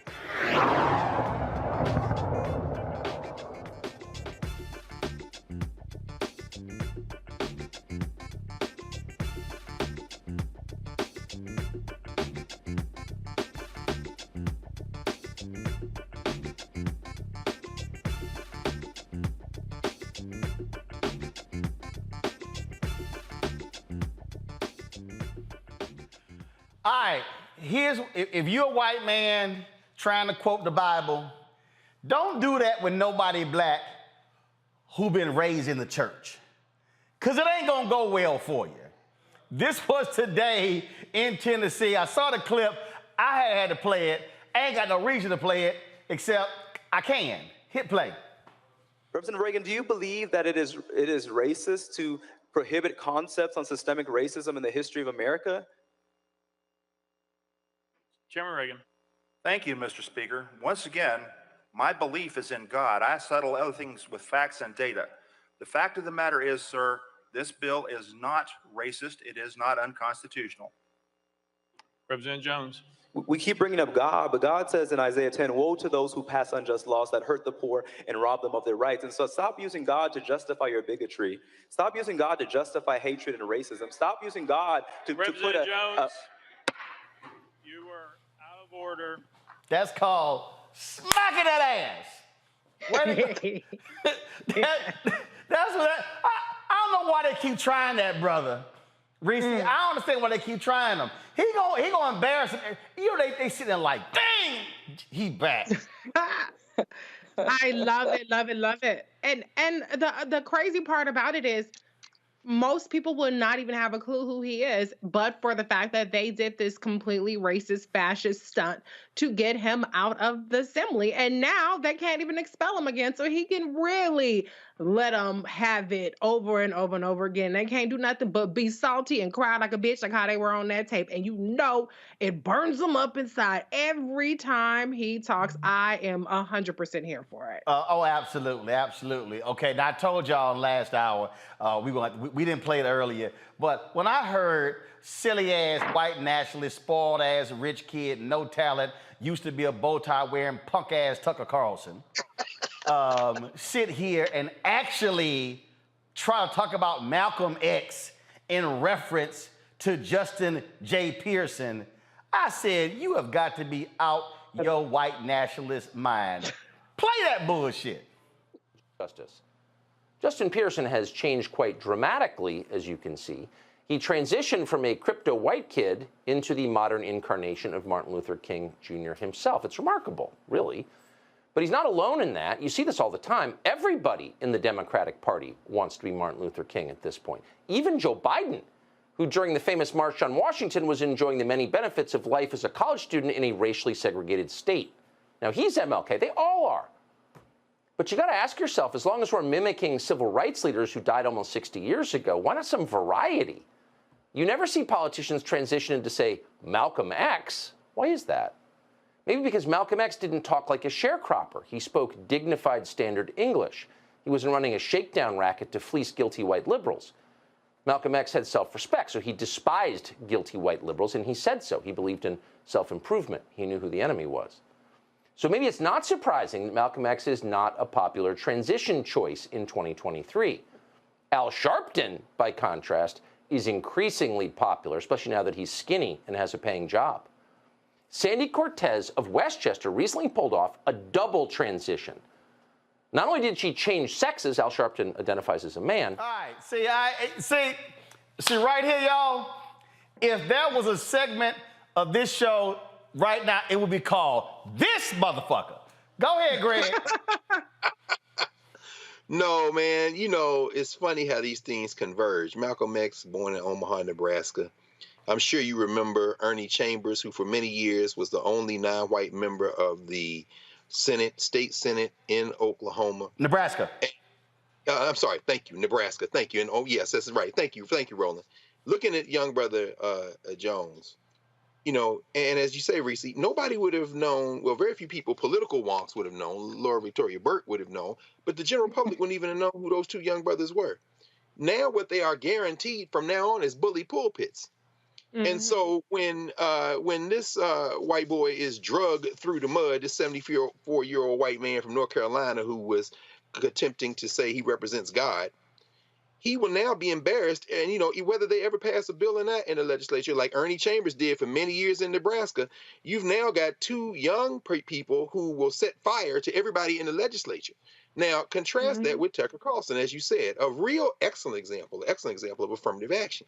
Because affirmative action means whiteness. That's what that means. As you said, no talent, Tucker Carlson.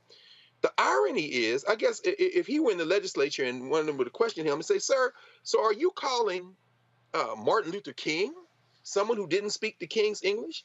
By contrasting him with Malcolm X, who, while he was in prison, listened to Paul Robeson records incessantly. Paul Robeson was such a big hero to Malcolm X that at Lorraine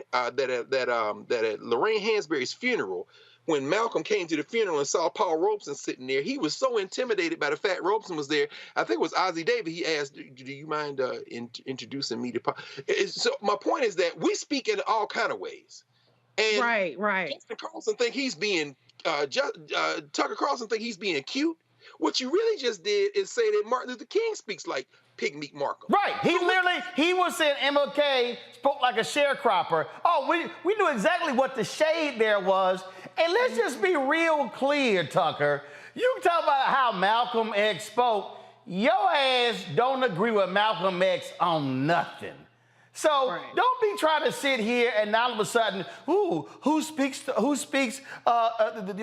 proper language? Here's what we do know: the guy you replaced, he spoke the King's English when he was leaving them freaky ass voicemails and sexually harassing and sexually assaulting people. We know your former boss, who put you in your place, Roger Ailes, spoke the King's language when he was sexually harassing so many damn women. Oh, when Eric Bolling, he spoke the King's language at Fox News when he was sending penis pics to various people there. We know Ed Henry spoke the King's language, and he has got fired for sexually harassing folks there as well. Hell, we could go, Kimberly Guilfoyle, who, well, I don't know what the hell she speak, but she speak MAGA Trump. Her ass got fired for sexual harassment. So Tucker, shut your punk ass up trying to sit here and question how Justin talks or how he changed. Your wimp ass used to wear bullshit ass bow ties, and now you trying to look all dignified wearing a tie. Man, come on with that nonsense, because we also know you the founder of the Daily Caller, where you've had racist folks writing for you as well. Reese, go ahead if you want to comment on this little silly fool. Fuck Tucker Carlson. That's all I got to say. Okay. Well, there we go. Lauren, you got anything to say? It's insecurity. I mean, it's just racism and insecurity. There's really not much to say. Dr. Carr summed it up. Well, we're going to do this here. I'm going to go to a break, and I just had to play this again. I don't even know what to say.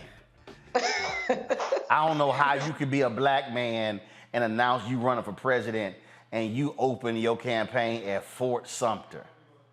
When we come back, Reese, Greg, and Lauren, they get they crack at deconstructing Senator Tim Scott, his presidential exploratory campaign opening.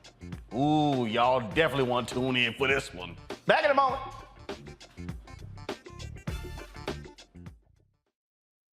When you talk about blackness and what happens in black culture, we're about covering these things that matter to us, speaking to our issues and concerns. This is a genuine people-powered movement. There's a lot of stuff that we're not getting. You get it, and you spread the word. We wish to plead our own cause.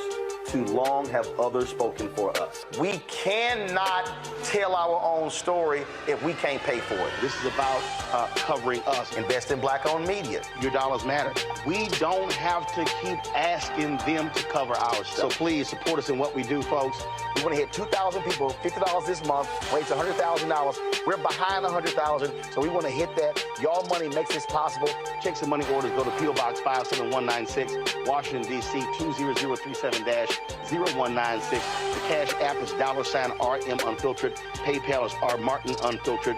Venmo is RM Unfiltered. Zelle is Roland at RolandSMartin.com. Next on the Black Table with me, Greg Carr, Dr. Kwasi Kanadu, author, scholar, and healer. He is one of the truly representative thinkers and activists of our generation. I had a dream, a particular night, and when I woke up, several ancestors came to me, and they came to me and said, "We really like what you're doing, but you have to do more." His writing provides a deep and unique dive into African history through the eyes of some of the interesting characters who have lived in it, including some in his own family. The multi-talented, always fascinating Dr. Kwasi Kanadu on the next Black Table here on the Black Star Network. Hello, everyone. It's Kiara Sheard. Hey, I'm Taj. I'm Coco. And I'm Lily. And we're SWV. What's up, y'all? It's Ryan Destiny, and you're watching Roland Martin Unfiltered.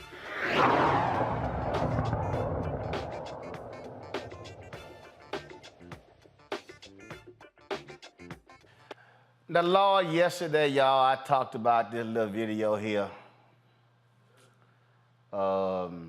I still, 24 hours later, I still know what the hell we watched. We gonna deconstruct this, y'all, so be prepared for me to start and stop and start and stop. I'm gonna try not to sit here and set a blowtorch to that damn video player. But go ahead and hit play. Y'all, this is Senator Tim Scott, Republican from South Carolina. Literally, this is how this black man announced he is seeking the office of the presidency of the United States, not the Confederate States, because we know that's what South Carolina wanted, but the United States. Y'all go ahead. Both 1861, in this harbor, the first shots of the Civil War were fired, and our country faced the defining moment. Would we truly?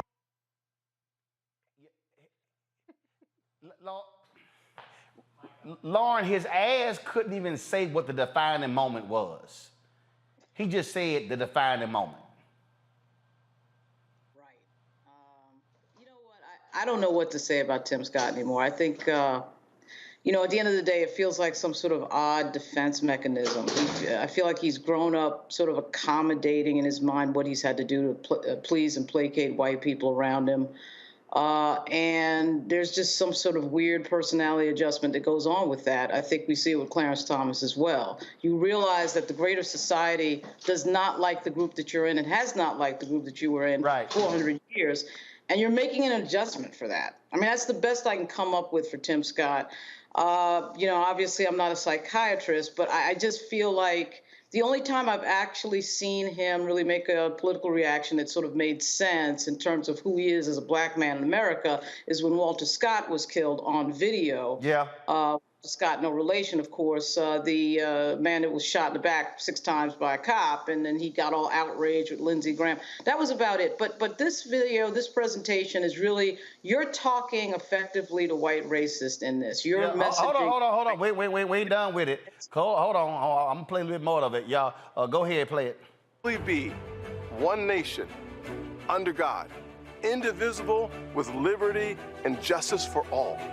America's soul was put to the test, and we prevailed. Today, our country is once again being tested. Once again, our divisions run deep, and the threat to our future is real.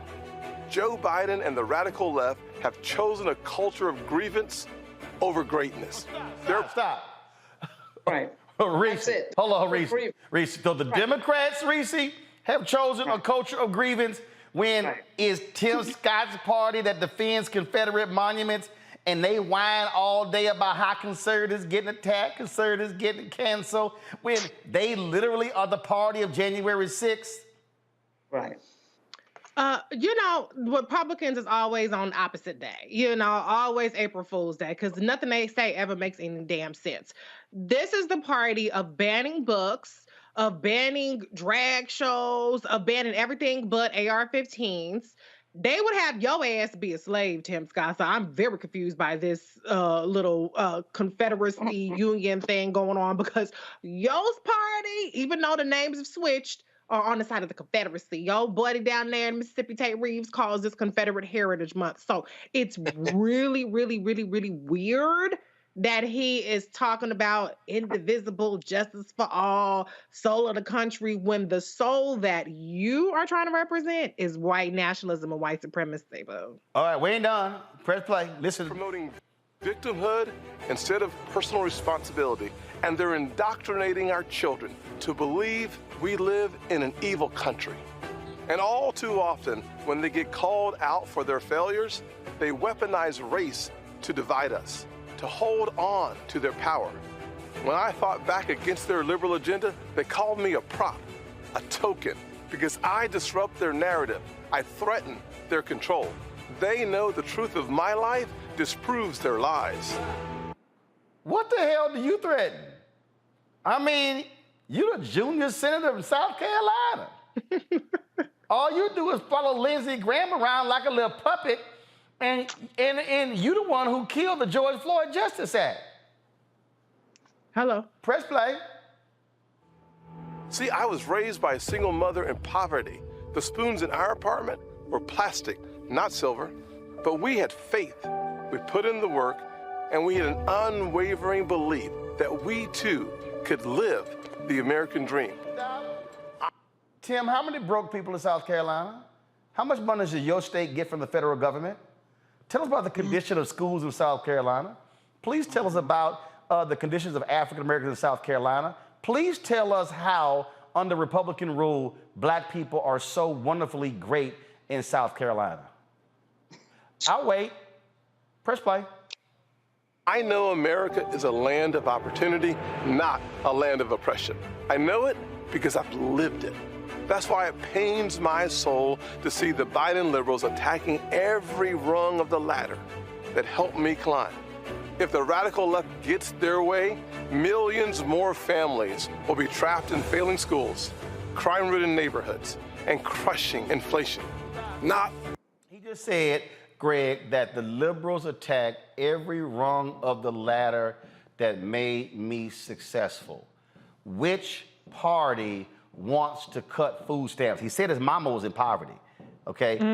Which party wants to cut food stamps? Which party actually cut unemployment insurance? And which senator, Lindsey Graham, who was the first state that actually cut unemployment insurance during COVID? South Carolina. Which state had a slower economic recovery after COVID than the other states because they cut the money? South Carolina. And so he said, Greg, see again, I need people to listen when he said liberals want to cut every rung of the ladder that led me to be successful, bruh, that's your party.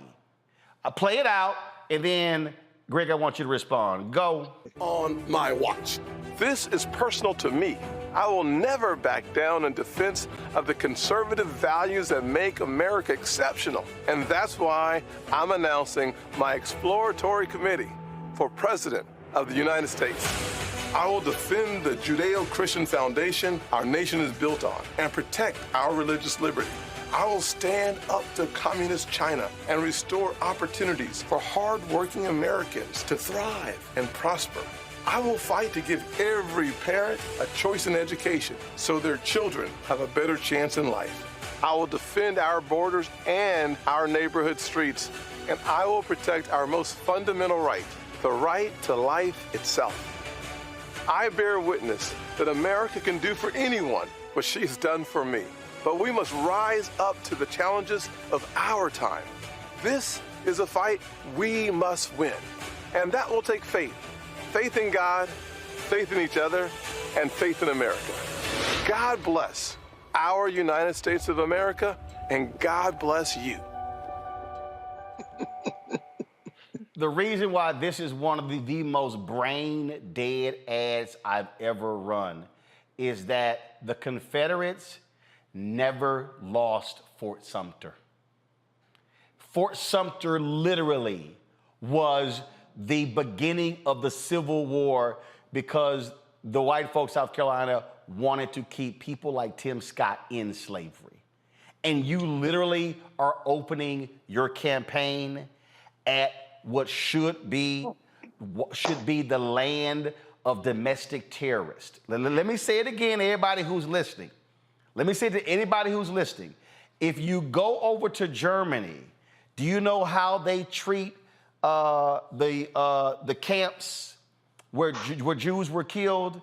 They don't treat them as celebratory places. You will never see a candidate say, let me open my campaign in the standing in one of the places where the ovens are. But Greg, Tim Scott literally decided to open his at Fort Sumter, of all places, where they wanted to defend and keep slavery. Absolutely, Roland. Well, we saw Tim mission accomplished, Scott. He opened his audition for the vice presidency slot on the white nationalist ticket with that beautiful video. He seems to have forgotten that flag that he was so proud of. You won't catch me wearing an American flag, but the one that's over Fort Sumter now was actually raised there April the 14th, 1863, when Martin Delany, Major Delany, the highest ranking black military officer in the United States, came aboard the Planter. Those of y'all who know your history, that would be the ship that Robert Smalls and his family got away from the Confederates, and he ultimately became the captain of the Planter, came back to D.C. as a congressman. But Robert Smalls, Martin Delany on the Planter sailed to Fort Sumter in the company of the son of Denmark Vesey. That's right, Vesey, who had led that rebellion, who had been one of the founders of Mother Emanuel AME Church. In fact, the same church where the white nationalist Dylan Roof slaughtered black folk, including Clementa Pinckney, who got a statue of Denmark Vesey. They sailed across that bay. And Robert Smalls, Martin Delany, Denmark Vesey's son, and thousands of black people stood there as they put that American flag up. Now, of course, there's another story that's told by the white nationalists and the Lindsey Grahams, the Mitch McConnells, you know, the ones who employed Tim Scott. And in the words of that great erudite African-American philosopher, James Mush, who seems to be the one that Tim Scott is channeling, when asked if he could tell when somebody was lying, James Mush, also known as Mushmouth, voiced by Bill Cosby on Bill Cosby and the Cosby Kids, said, "Nope, I believe everybody." Tim Scott, in fact, channeling his inner and some might say outer Mushmouth, has placed himself in a very difficult position. Laura, I agree with you. It's quite pathetic and even a little bit sad to see a black man break himself of his own volition. But when you do it at Fort Sumter, brother, you are defecating on the blood ancestors who fought to get that island back, not for the United States, but for their liberation. You, sir, are a traitor to African people, and to our common humanity. Good luck becoming the vice president for whichever person you're going to be a personal valet from, if you indeed get on the ticket. Lord, you open it for something. Lord have mercy. All right, y'all. That's it for us. I got to bounce. This has certainly been quite an interesting show. Yesterday I was rocking North Carolina A&T. Today I'm rocking Dillard. And again, rocking the Rock Deep Global kicks. And so y'all know how we keep it real black. Reese, Lauren, Greg, thanks so much for joining us on the panel. Don't forget to, folks, support us in what we do. Look, what we're building here is something nobody else is doing. Let me be real clear. Nobody else is doing what we're doing, okay? Not Essence, not Blavity, not Black Enterprise, not The Grill, not these people. They ain't doing what we're doing. We truly are building a 24-hour, 7-day-a-week black news and information network that is black owned, that is independent, that we run and control. Your resources make that possible. And so first, download our app. We got 1 million plus people who subscribe to our YouTube channel. We should have 1 million people who are downloading the Black Star Network app. Apple phone, Android phone, Apple TV, Android TV, Roku, Amazon Fire TV, Xbox One, Samsung Smart TV. Why is the app important? We have not been on Facebook all week because they put a block on our page complaining about some video. And so this is when we have our own app, then no one can block us. YouTube can't block us. Facebook can't block us. Instagram can't block us because we own and control it. That's why we got to have our own. And that's possible with your resources. I told y'all, the app is $160,000 a year. That's just straight up. That's how much it cost. And so see your checking money orders, P.O. Box 57196, Washington, D.C. 20037-0196. Cash App, $RM Unfiltered. PayPal is R Martin Unfiltered. Venmo is RM Unfiltered. Zelle is Roland@RolandSMartin.com, Roland@RolandMartinUnfiltered.com. And be sure to get a copy of my book, White Fear, How the Browning of America is Making White Folks Lose Their Minds, available at bookstores everywhere. Barnes & Noble, Amazon, Target. You can also download your copy on Audible. Folks, I will see y'all tomorrow. Holla! Folks, Black Star Network is here. Hold no punches! I'm real revolutionary right now. Support this man, Black Media. He makes sure that our stories are told. Thank you for being the voice of Black America, Roland. Stay black. I love y'all. All momentum we have now, we have to keep this going. The video looks phenomenal. See, this difference between Black Star Network and black-owned media and something like CNN. You can't be black-owned media and be scared. It's time to be smart. Bring your eyeballs home. You dig?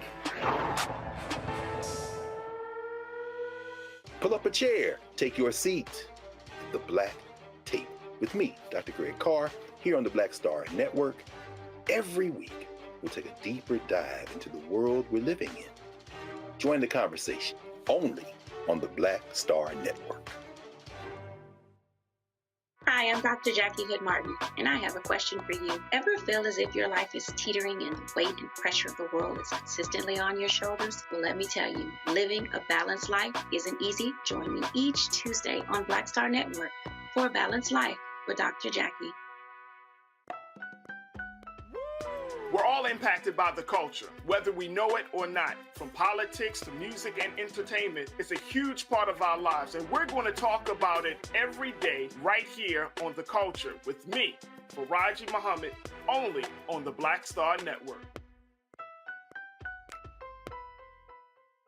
I'm Deborah Owens, America's Wealth Coach, and my new show, Get Wealthy, focuses on the things that your financial advisor and bank isn't telling you, but you absolutely need to know. So watch Get Wealthy on the Black Star Network.